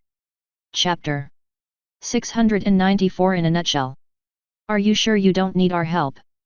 Brock ruefully thought back to the moment when Seth and Minasmar left. If only Seth had taken him along, then they wouldn't be in this situation. Barely an hour passed by since the departure of Seth and the rest of Minasmar and things were looking dire. They had been afraid of an attack from the orcs, but instead, the whole plateau was suddenly filled with bizarre monsters that surrounded the fort like an ocean in a nutshell. Especially the giant siege beasts, humongous four-legged monsters that stood face to face with them, despite the wall under their feet being 20 high. Not to mention that each of them had a boss tag. At least the walls and shield held so far, but it didn't help his anxiety. Sitting in the middle of thousands of mid-level 80 monsters and facing 8-level 90-plus bosses was a great burden on his nerves. Despite having Elsa and Marcel on their side, they already had a hard time driving back the normal beasts, not to mention these colossi. Maybe it was the wrong decision to come here. They should have just made a break for the Adventurer Guild's place. Then again, after what Seth and Jin told them, there was no guarantee they would even be alive now if they did. They were in the middle of manning the defensive formations when a massive impact shook the whole fortress. A massive energy impact had suddenly hit the protective shield, which was now flickering alarmingly. "You have to be kidding me," an eagle-headed chimera guard exclaimed beside them. "What is it?" Brock asked hurriedly. "Look over there. It's a group of sorcerers." Following where the chimera pointed, Brock lifted a pair of magic binoculars to his face and looked at the edge of the cliff at the end of the plateau. As the guard said, he spotted a group of humanoid monsters in various robes and attires. A group of sorcerers and shamans made up of goblins, hobgoblins, orcs, and ogres. These were undoubtedly the forces of Kazdam. Was the kingdom working together with this grotesque monster horde? "How is the shield doing?" Brock hurriedly asked the magicians in charge of operating the formations. "It's weakened but stabilized for now," a chimera mage answered with the fur of his hyena head drenched in sweat. It was evident that the sudden blow packed a punch. "If they are really working with Kazdam, I doubt we can withstand this siege for long," Marcel concluded grimly. Seth had not left a lot of manpower in the castle, so they were sorely lacking the numbers to withstand a siege of this dimension. But they didn't have to either. "I will call Seth right away," Brock said resolutely. The Tower Master had made it clear that they should call the moment a situation arose they couldn't deal with. According to the blacksmith, they had ample forces to finish up the hive quickly if it was really needed to hurry. Seth frowned. This thing's intelligence was obviously flawed, but it was also completely unresponsive to voice of Seth and his other oratory skills. There was no information to be gleaned from this conversation. He had some apprehension to just attack them since they didn't attack first. On the other hand, he couldn't just leave empty-handed, could he? They came here with a big final battle in mind, but their opponent was gone and a bunch of weirdos wasted his time. He observed the thing for a moment and decided to change his strategy. If asking nicely didn't work, since he had some conjectures, he would just throw his suspicions at the thing and see how it would react. "You are the creations of the maestro." He simply put this statement into the room. Although Seth could make out the reason why the maestro would suddenly appear here instead of the hive, this had the highest probability of being true. The thing's immunity to manipulation, the demonic aura, the names of the creatures, the absolute lack of aesthetics. The maestro was the only creature he knew about inside the Holy Land that would explain all of it. Yet, the thing kept mum. "Don't worry, you don't have to answer. I already know that only a demon could deliver such an ugly and lackadaisical piece of work. Was he drunk when he stitched your friends together, or does he just have 4 left hands?" Now the thing finally showed a reaction. Its mouth warped into a displeased frown. Encouraged, the blacksmith kept talking smack. "A collection of inferior materials and poor design choices. They are the telltale signs of a demon dabbling in stuff they don't know jack about," he said with a mocking smile. Its fists ending in ugly black claws balled tightly, but it didn't move or say anything. Calling himself a maestro, when he's just an unqualified quack, stitching together corpses as a hobby. What a disgrace for his. Seth was just starting to have fun when his communication orb vibrated.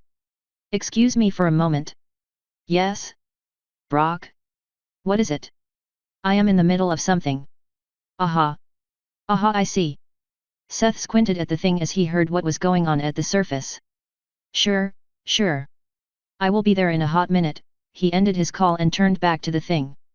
"As I was saying, an utter disgrace to his craft that should not be allowed to call himself a maestro with such meager skills. Well, Then, if you will excuse me. I have to leave, he said with a business smile and vanished.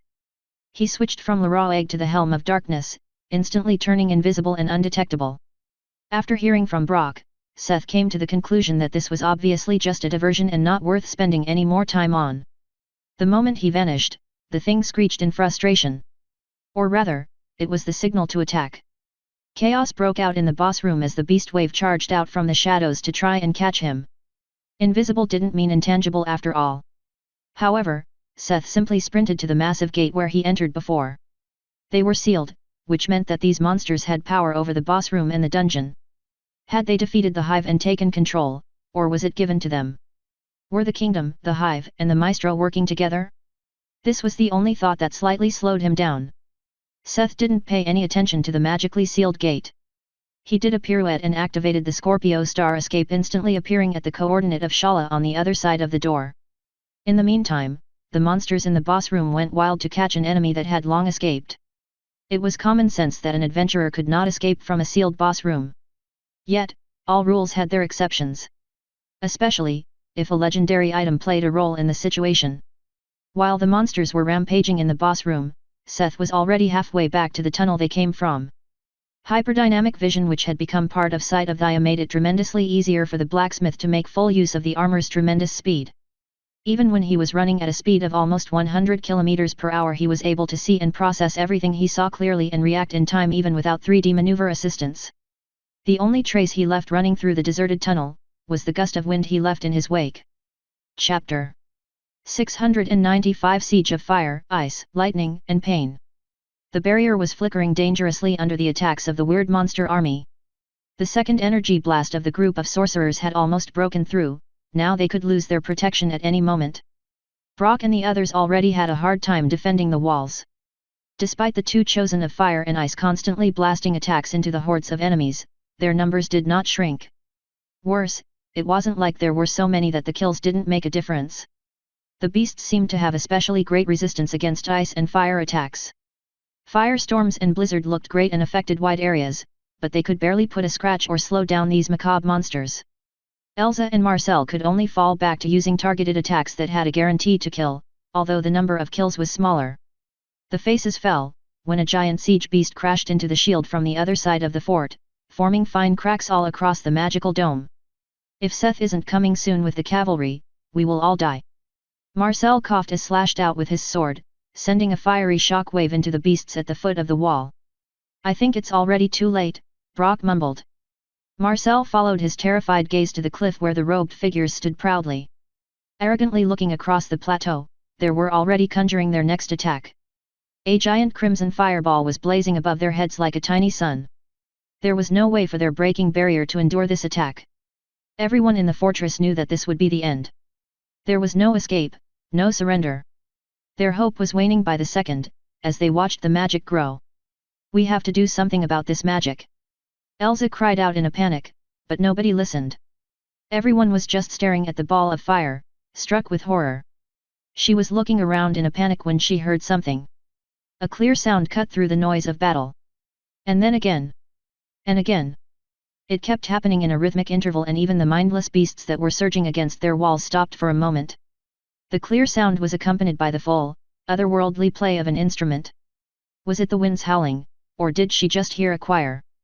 Droning through the canyon was a demonic voice, rumbling in their ears. Elsa could feel her heart palpitate and her hair raised as the beat of the music reverberated in her chest and heart. Slowly, she could feel a foreign power slither through her body, and the words started making sense in her head. Before her eyes, a giant, spectral cathedral built up above the canyon, reaching into the orange skies and covering them all. All who gathered, here, victory is near. The sound will fill the hall, bringing power to us all. Listening to the inciting tune, her eyes slowly glazed over as a battle craze took over the cold mind of the ice mage. She mumbled along as a righteous blaze burned in her heart. We alone are fighting, a battle that is true. We own the right to live the fight. Almost instinctual, she started gathering her mana for a spell. From far away she barely registered that she wasn't the only one preparing to move, and it was almost like they were connected in their intent. I swear the blood upon my steel will never dry. She heard Marcel mumble beside her before she joined in his chant. Stand and fight together beneath the battle sky. They threw their hands into the air and joined a chorus their tongues didn't know how to pronounce. Everyone in the fortress reached toward the cathedral in the sky and was enveloped by an aura. The giant ball of fire in the sky began moving and shot toward the fortress, but nobody wavered. Their minds were steeled. Many stand against us, but they will never win. We said we would return, and here we are again. The robed figure on the cliff ripped off their robes, revealing their identity, as rows upon rows of knights appeared at the edge of the cliff, all clad in the same blue aura. The troops of Minas Mar had revealed themselves to bring them all destruction, suffering, and pain. The blazing ball of fire aiming for the fortress suddenly exploded right above the battlefield. A hailstorm of fire ravaged the battlefield, exploding everywhere and turning the plateau into a scene from hell. Even if they had immunity to fire, the force of the explosion threw the beasts around like ragdolls or outright ripped them apart in thunder, flame, and rain. As if it was a signal, everyone jumped into battle. While the defenders stayed on the barricades, pouring attacks at the enemies with newfound vigor, the knights from the cliffs charged into battle on their mounts. In stark contrast to the Oath Guards and Faer's neat battle formations, a giant armored snake broke through the cliff side from the opposite end, spewing a breath of golem knights into the enemy ranks before fighting with rock and poison breath, depopulating large swaths of the enemy army. At their head was a pale grey knight, holding a staff and shield.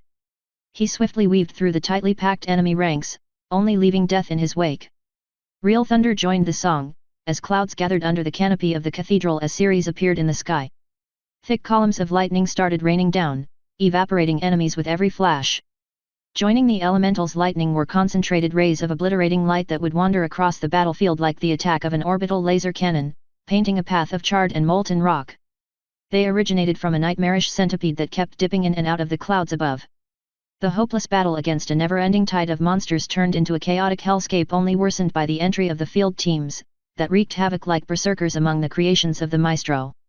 A lion man, a wolf woman, a shadow of death, a swordsman of enrapturing beauty, a charging spear demon, arrows sowing discord and death, a giant, golden dwarf version of Finn that stomped around the battlefield laughing in glee as she squashed enemies like insects under her feet.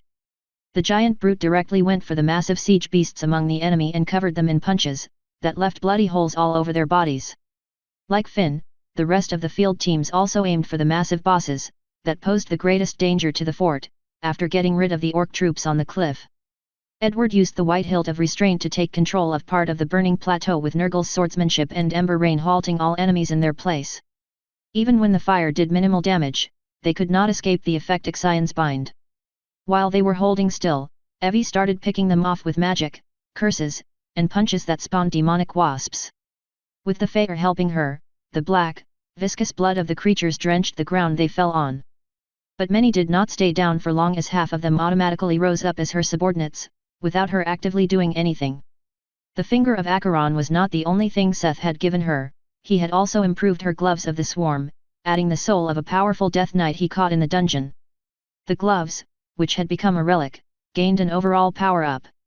Most notable in the current situation was that the chance of raising dead in the vicinity had increased to 50%. Before they could get back their bearings, the monster army was facing two organized forces. An army made up of adventurers in silver armor and an army of undead made up of their own brethren. The progress the Faer had made became noticeable, as they fought the powerful research subjects of the Maestro on an even footing, even slightly outperforming the Oath Guards. However, what really shone in the battle of numbers, were Evie's undead that were stronger than when they were alive thanks to her items, and they kept growing stronger and stronger under the influence of her legendary pendant. The immortal witch shone brightly, as she proved to the world, why necromancers were a broken class. Chapter 696. It was a ruse after all. Or maybe it was Seth proving the power of bards, as even the undead were clad in a blue aura and strengthened under the battle sky as they joined the choir with their inarticulate growls and grunts. The bard was busy keeping up the Cathedral of Valor but kept a sharp eye on the situation. Aside from Evie's growing army of undead, the melee members of the field teams, the Oath Guard and Faer were putting pressure on the monster army, while the magicians led by Shay, Ray, Allison and Jess kept bombarding the beasts with magic from the cliff, only facing minimal backlash. Like Finn, those who experienced divine power UPS went to intercept the bosses threatening their base. An interesting addition to the overall picture was the rise of arrows flitting through the air. Rains of projectiles rained down on the army, sowing discord among them. But it was not only Archer, the archer who was chosen by the goddess of archery. Lydia, the chosen of WebNovel, had also gained archery skills. Since Seth was busy with large-scale support, he lent her the Mind Reaper bow, which she was able to use thanks to her divine class change. While Archer stood among the mages on the cliff and carpeted the enemy, the Leconized Lydia was parkouring around between the enemy line, showing an elvish style of mixing close and mid-range combat with bow and arrows. Although Myanmar's people were stronger individually, they were facing thousands of beasts. Despite launching a full offense, the army of subjects was fighting tenaciously. Without Tekker, James, and the priests guarding the mages at the cliff, they may have lost their rear guard to the various magics and breath attacks of the creatures below. Their weird and outlandish attacks and skills were one of the reasons they were so hard to deal with. The beasts were no different from an army of adventurers. If it wasn't for Myanmar being an even more outlandish collection of skills and equipment, things may have been dire. On this kind of chaotic battlefield, Seth was only able to follow what happened, in addition to performing his music, thanks to his new pendant. Thaya's vision allowed him to see and process the scenes he saw at an abnormal level.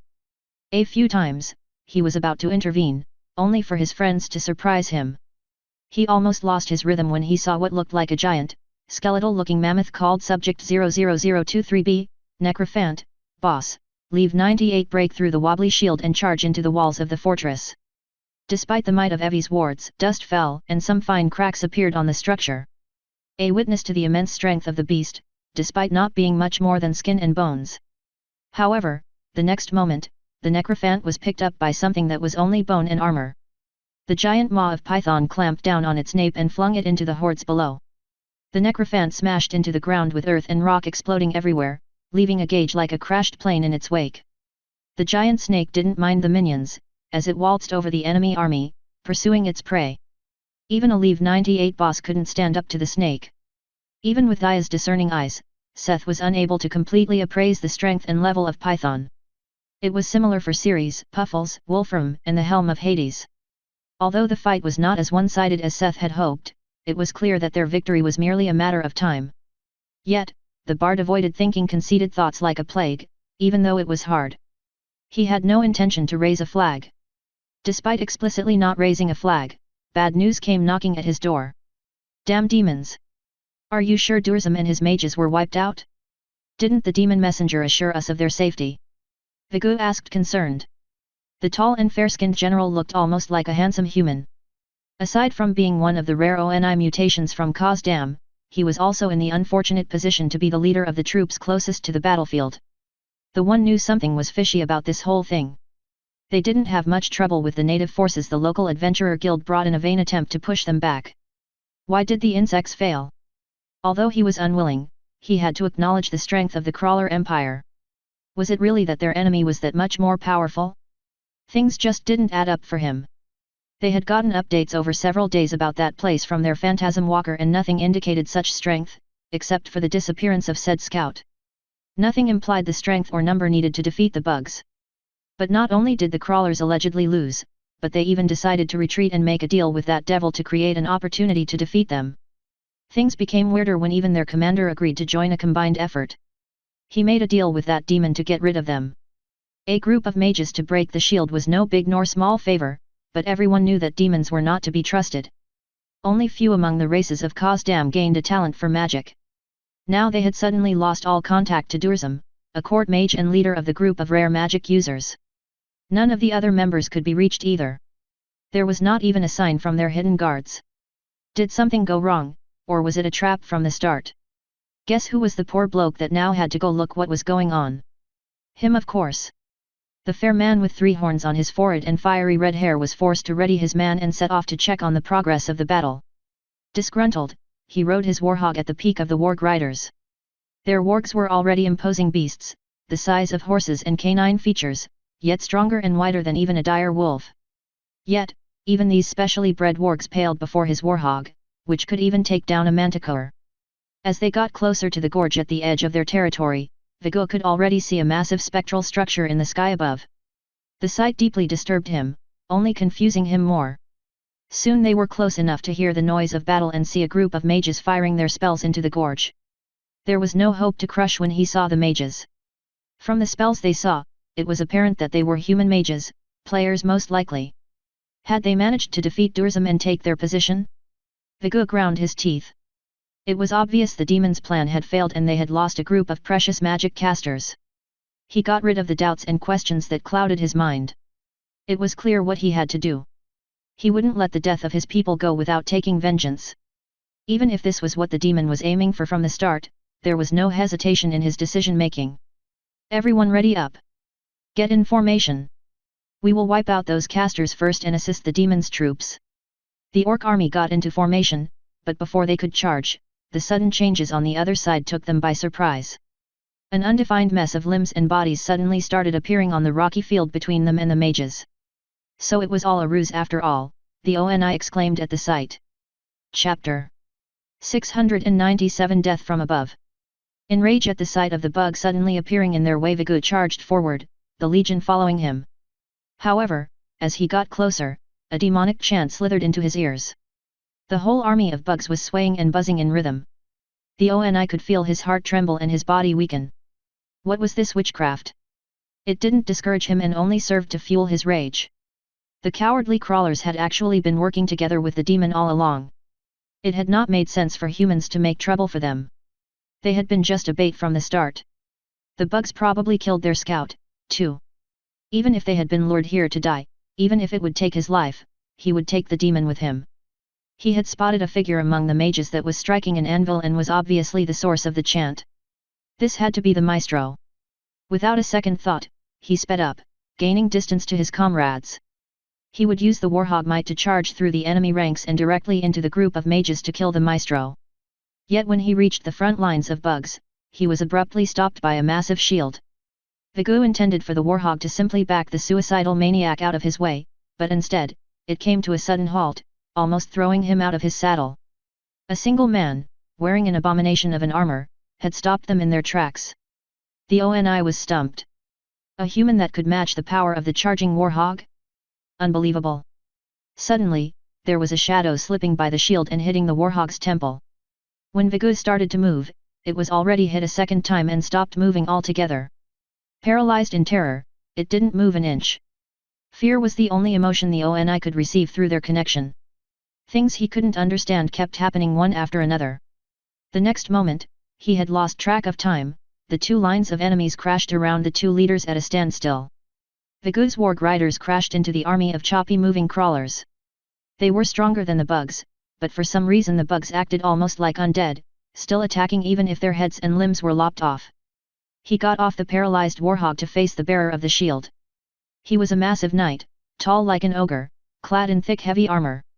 Compared to the chunky armor and shield, his weapon seems almost flimsy. A dainty metal stick compared to the monstrosity holding it. The ONI grit his teeth. He was a general of Kazdam, a man who received the designation of a boss from the dungeon. He was not going to be intimidated by the thing blocking his way. With a quick thrust, he attacked the head of the knight but was easily deflected by a barrier surrounding the man. Clicking his tongue, the general kept attacking but all his attacks were blocked or deflected with ease. It felt like he was fighting a mountain, none of his attacks had any effect on his opponents. Unable to draw, he could not even put a scratch on the armor. In the meantime, he could only watch from the corner of his eyes what happened to his men. They had the upper hand. It was expected as one orc could usually overwhelm 10 of them easily, yet the wounds kept accumulating due to the unforeseen weirdness of crawlers. Even with the weird tune that kept interfering, there was no way they would lose. If only the roadblock before him was not so hard to handle. Where had the demon found such a being? He was exhausting his skills and power, without notable success. Finally, there was a change in the situation. The ONI had kept half an eye on his people. One of his officers, a reliable man he had known for decades, had forged a path of destruction through the sea of bugs and was about to break through. Even if he was blocked, his men were enough to put an end to the demon. A moment later, his heart suddenly dropped. The mighty orc officer, that had just been turning insects into mushy pulp with his 2 war hammers, suddenly fell. A shadow had passed him and taken his head away. One moment a man of valor, the next moment a bloody corpse without a head. Shocked, he realized that he was not the only one. Tens of soldiers perished by losing their heads before being swallowed by the mass of bugs around them. He stepped back and the armor didn't follow him, giving him time to assess the situation. Then he saw them, standing in the air, still holding the heads of his men. the Anisoptera units of the crawler. But something was weird, as their front limbs now consisted of a pair of sickles like those of the Mantidae units, instead of the usual claws. Vigua grew desperate. He had to take down the maestro and help his men. If the stupid music stopped, they would have a chance. But no matter what he did, even when tried to ignore the knight and bypass him, he would always find himself face to face with this walking barricade. "Fight me properly, or get out of my way," he screamed anxiously. Over and over his attacks failed and his path was blocked. "That is not my job. I'm the bouncer that won't let you in, not the thug that beats you in the dark alley." What in the world was a bouncer? Vigua exclaimed internally, but he realized that he would not be able to get past the man without defeating him. The question was, how? Seth hoped that Tekker would be able to manage with the makeshift horde of insect golems as a backup. The blacksmith had not only lazed around during the days after their raid on the hive. Like himself, the others also had filled their inventories with insect corpses. There was no way he would ever be able to turn all the carapaces into armor, so the golem forge had been running all day long, pumping out generic insect golems made up of a combination of dismembers corpses. Seth didn't have any special materials for their cores for so many golems and didn't intend to use souls. This meant that the golems were purely powered on the mana they absorbed from the surroundings, which lowered the time they could be active. Without a soul, they also lacked any growth potential. They were solely items with a fixed level. The only major improvement was that Seth used the basic automaton core circuit of Hephaestus, which made them quite intelligent. The only ones he used souls on were the sickle strikers, a mix of giant dragonflies and the big mantis sickles. For now, he used 300 or the air striker souls on the seed for Mars' future aerial units. While the simple golems were working on impeding the advance of the orcs, the sickle striker went out to kill. They were the only ones that could collect experience after all. The experience from the kills of the simple golems went to Seth. The blacksmith had already reached the dreaded level 90 his friend talked about, and the current situation proved to him quite vividly what they meant when they said that it needed a lot of experience. The bard was passively gathering experience from hundreds of people and golems as he supported them with his song, but the experience bar was barely creeping along like a decrepit snail. At this pace, just how many monsters would one have to kill to reach level 91 or even 100? However, he didn't have much time to pay attention to these things, as he had to concentrate on said ballad that was sucking away his resources. Despite having a huge wealth of power thanks to his items and soul armaments, the epic ballad was equally as demanding in this kind of setting. The music that could waste a normal demonic bard within a minute was hard to keep up for longer than half an hour with everything he had. It was not just that it was a very difficult epic rated piece, but the numbers were over the top and the demon it called upon was quite ferocious. The mental power it took to endure channeling Karneth, the demon god of war, martial honor, strength, and murder was nothing to scoff at. No wonder Man O' War, the original author, almost died after using it in a similar setting. At least the gains were appropriate to the difficulty, as his singing, Journeyman, had leveled up by 2 levels and reached level 9, and his channeling reached level 8. The bard decided to slowly let the music wane away. With the Oath Guard quickly catching up in levels, while the Fae also kept constantly growing, the tide of the battle was already turned in their favor. Chapter 698 Slave NR2 Vigil leave 95, Boss. Warhog leave 93, Boss. With the end of the song, Seth turned towards the orc horde behind him where Tekker held back 2 bosses with ease. So much so that Seth started doubting his eyes. Did Tekker also finally gain a blessing? The horde of orcs had already mostly fallen to the insect golems and sickle strikers, not without major losses among the ordinary golems. In the end, they couldn't escape the fact that they were mass-produced articles without anything special going for them, except for their good programming. This was not to say they weren't strong, after all, they were made from monster materials that were above level 70. It was just that they had nothing that could bridge the gap in ability and level that existed between them and orc soldiers. Nobody had so far interfered with the standstill between Tekker and the 2 bosses. The towering man kept alternating between the 2, using the pipe with the proficiency of a master. With swift and targeted hits, he managed to layer the debuffs on the 2, always keeping at least one unable to move. It was a shame that the man had technically no potential to deal great damage, or those 2 would have been long dead. They looked battered and exhausted, but nowhere near death. On the other hand, Tekker had barely broken a sweat with his breath just slightly irregular.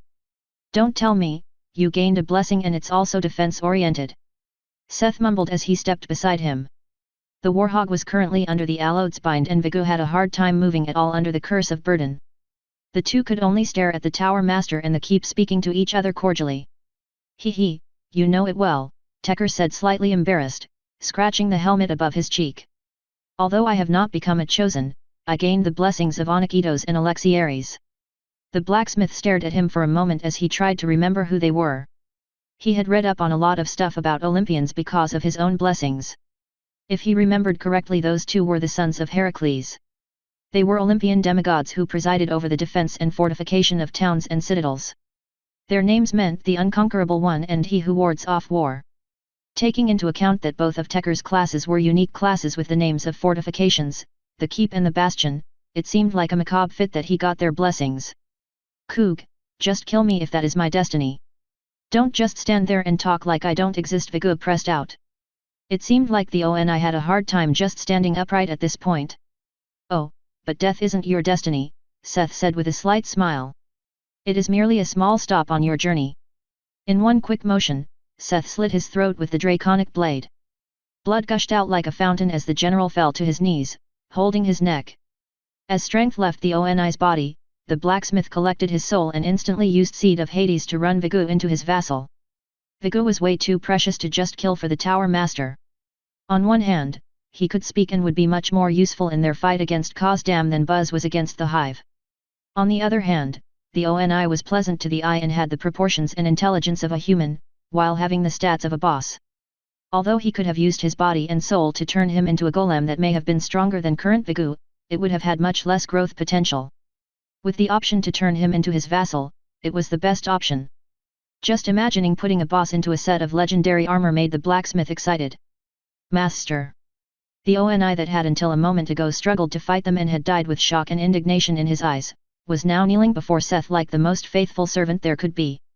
The status effect on the warhog had stopped working, but the beast did not act. It only looked at the current situation with slight confusion. This was another advantage. Keeping Vigou as his vassal actually meant getting two bosses, as the warhog was still his pet or mount. Another beast he could put into excessive amounts of armor. You are now part of Mina's march. Calm your mount and follow me, Seth said in a good mood and took the lead back to the cliff where the mage were still casting their spells. Behind them, the insect golem got to work and started sorting out the orc bodies. The Oni passed his former colleagues without showing any emotion on his face. Seed of Hades was a very powerful skill that not only brought someone back from the dead but also completely changed their allegiance. Vigou still had all the memories of his life as a general and he remembered his emotions when he watched these people die, but they were now something completely separate for him as his everything lay now with his new master. Looking at the situation on the plateau, the battle down there was decided.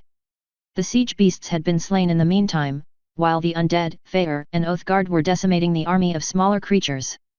Especially Evi's undead army was blown out of proportion. Really, one couldn't spell necromancer without romance. The exponential growth was just great, if only the undead weren't so smelly and unpleasant to look at most of the time. Seth may have been tempted to go in that direction, too. All that was left was finishing up the remnants of the enemy army, while storing away what was left of the insect golems. Seth sent the sickle strikers to collect some more experience and assist the others on the plateau. The whole boss room was filled with bodies by the time they finally came to the conclusion that their target had somehow managed to escape through the closed gate. Something that was virtually impossible, but there was no other way. Subject XXXX69's number moved to open the door. If their target had escaped and the rest of the promised materials were not present, the possibility that something went wrong was high. There was currently no way to contact subjects on the surface, but Subject XXXX69's number had a brilliant idea. The subterranean fortification was bound to be unguarded at this point. If they broke through there and appeared from inside their little stronghold, they would be able to ambush them and sandwich them between their dungeon forces and the siege beasts. They wouldn't stand a chance once their fortress was in their hands. Using the dungeon rights it had as the boss, it teleported all forces right at the doorstep of the stronghold. With the commotion above it was truly unguarded. Still, without any systematically learned mages that could work together among them, it took almost an hour to break through the unguarded shields and wards. But then the path was open. The horde of monsters rushed through the long shaft to the surface, ready to ambush the defenders from behind and bring them despair. Chapter 699 Retreat for now. The horde of monsters rushed through the long shaft to the surface, ready to ambush the defenders from behind and bring them despair. Only to face despair themselves, as a giant maw swallowed the light above them and came barreling down. Subject XXXX69's number, leading at the front of his horde, was swallowed first. It only saw rows of massive teeth rush by before entering a long, dark tunnel. There was only darkness and pain as its sturdy body was constantly hit all over by hundreds of attacks. As it was tumbling around, it also heard its subordinated and felt crashing into them. In a matter of seconds, it was bruised all over, and its body felt like being ground to a paste between its comrades, rocks, and boulders. It's a good thing you noticed the fortifications were being broken through, Evie, Seth praised the immortal witches as they watched Python vanish into the hole. Sure, but was it necessary to leave it to Python? I could have made a lot of undead if their bodies were intact, she said with a pout. It seemed like she had gotten a taste of building up a huge undead army and wasn't ready to stop yet. What am I to say? They were also a bunch of materials, but we shouldn't be greedy. Let Python have this one. She said she is close to a breakthrough, he soothed the witch with a shrug. Seth didn't quite know how things worked past level 100, he still couldn't appraise anything at that level even with sight of Thea. The only thing he already knew was that there would be a change to how things would be done. It was a shame his level had been too low before, or Alzalsar could have explained it to him.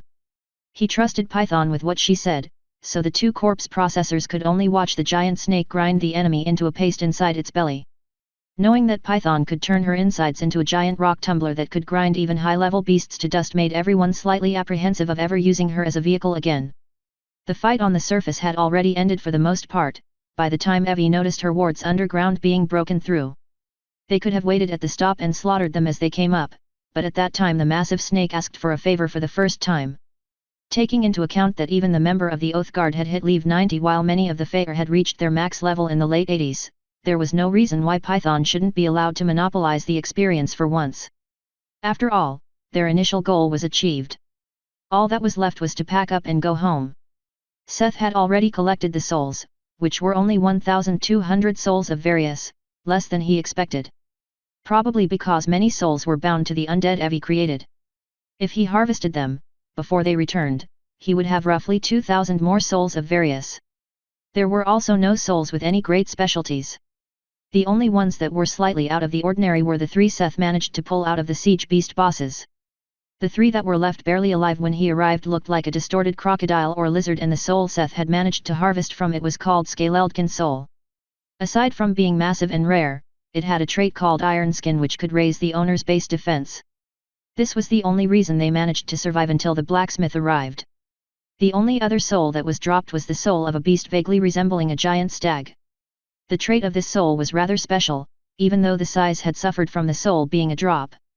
The trait was called Monahorn and allowed the user to crystallize surplus mana and store it in the shape of crystal antlers. 2 of the siege beast were currently undead servants of Evie, so he may get his hands on their souls, but he didn't know what their souls would be like if he took them. Said undead stayed outside guarding the fortress, while the people of Minas Mar returned to their quarters. People needed rest and the place needed some maintenance. In the end, their fortress was just a makeshift construction without any great materials. It had taken quite a lot of damage during the siege, especially after the shield was broken. It was a day later when Minas Mar, the Boulder Guild, and the remnants of the guilds of Delta finally sat together to talk about what to do from here on out. Originally Seth had wanted to wait things out and slowly use the Hive and the Orc Kingdom to level the Faer.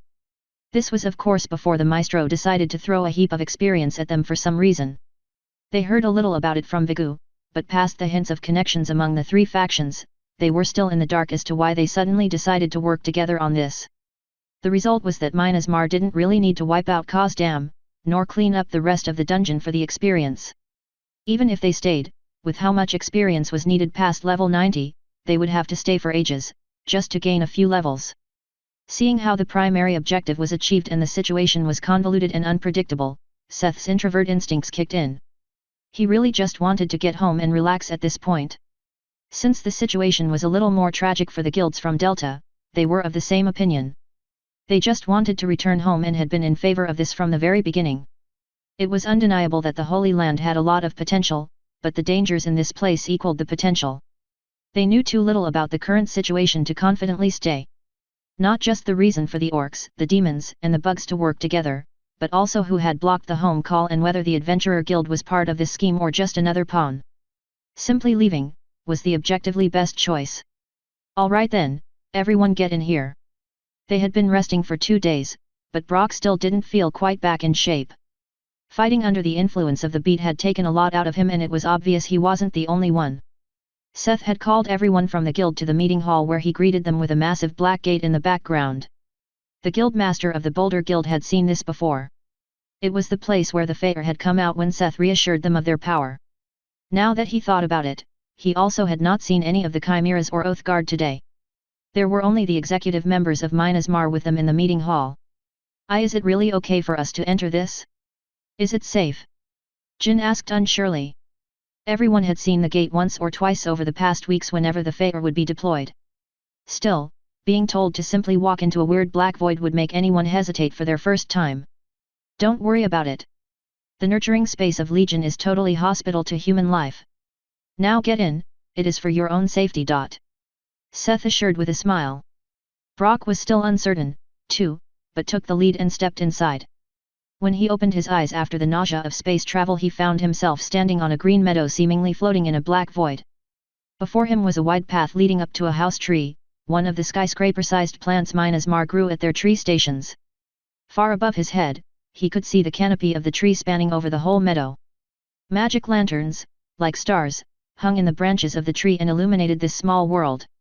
His other guild members soon followed. They also stared at the scene in wonder. Soon later, the bunch from the other guild suddenly fell in. From the sound of it, they kept on stalling and Seth simply threw them in here. So he didn't even need their consent to store them. Come this way, please. We prepared a place to stay for you. A member of the Oath Guard led them into the house tree where they were shown their temporary rooms. Chapter 700 Improved Beacon. With everyone and everything nicely stowed away, Seth set off on his lone journey. He switched to the helm of Hades and started running the way back that they came from. Nobody needed to know that they had already deserted their camp. Carried by his swift shoes and agile armor, the blacksmith zipped through the landscape. He was aiming at the Adventurer Guild's stronghold. Invisible as he was thinking of playing fly on the wall and see if the guild was really in on what was going on. There was also another reason, something he had promised to do. 2 hours ago. Did you make this? Seth asked the witch, surprised. Shortly before their departure, Evie had suddenly approached him with a request and a suggestion. Could you place this somewhere in the valley where we first entered this place? She had asked, placing a silver medallion the size of a dish in his hands. It was covered in precise markings, wards, and magic formulas. Seth immediately recognized what it was, a spatial beacon. Evie had already been dabbling with this technology for a long time.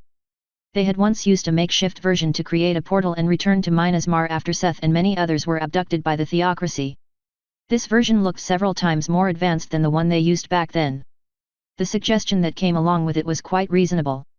The final goal of the Adventurer Guild was to build a teleport hub in this place. Would it not come in handy to have a back door? All this improved beacon needed to function was a fitting soul to power it and a small support formation prepared in advance.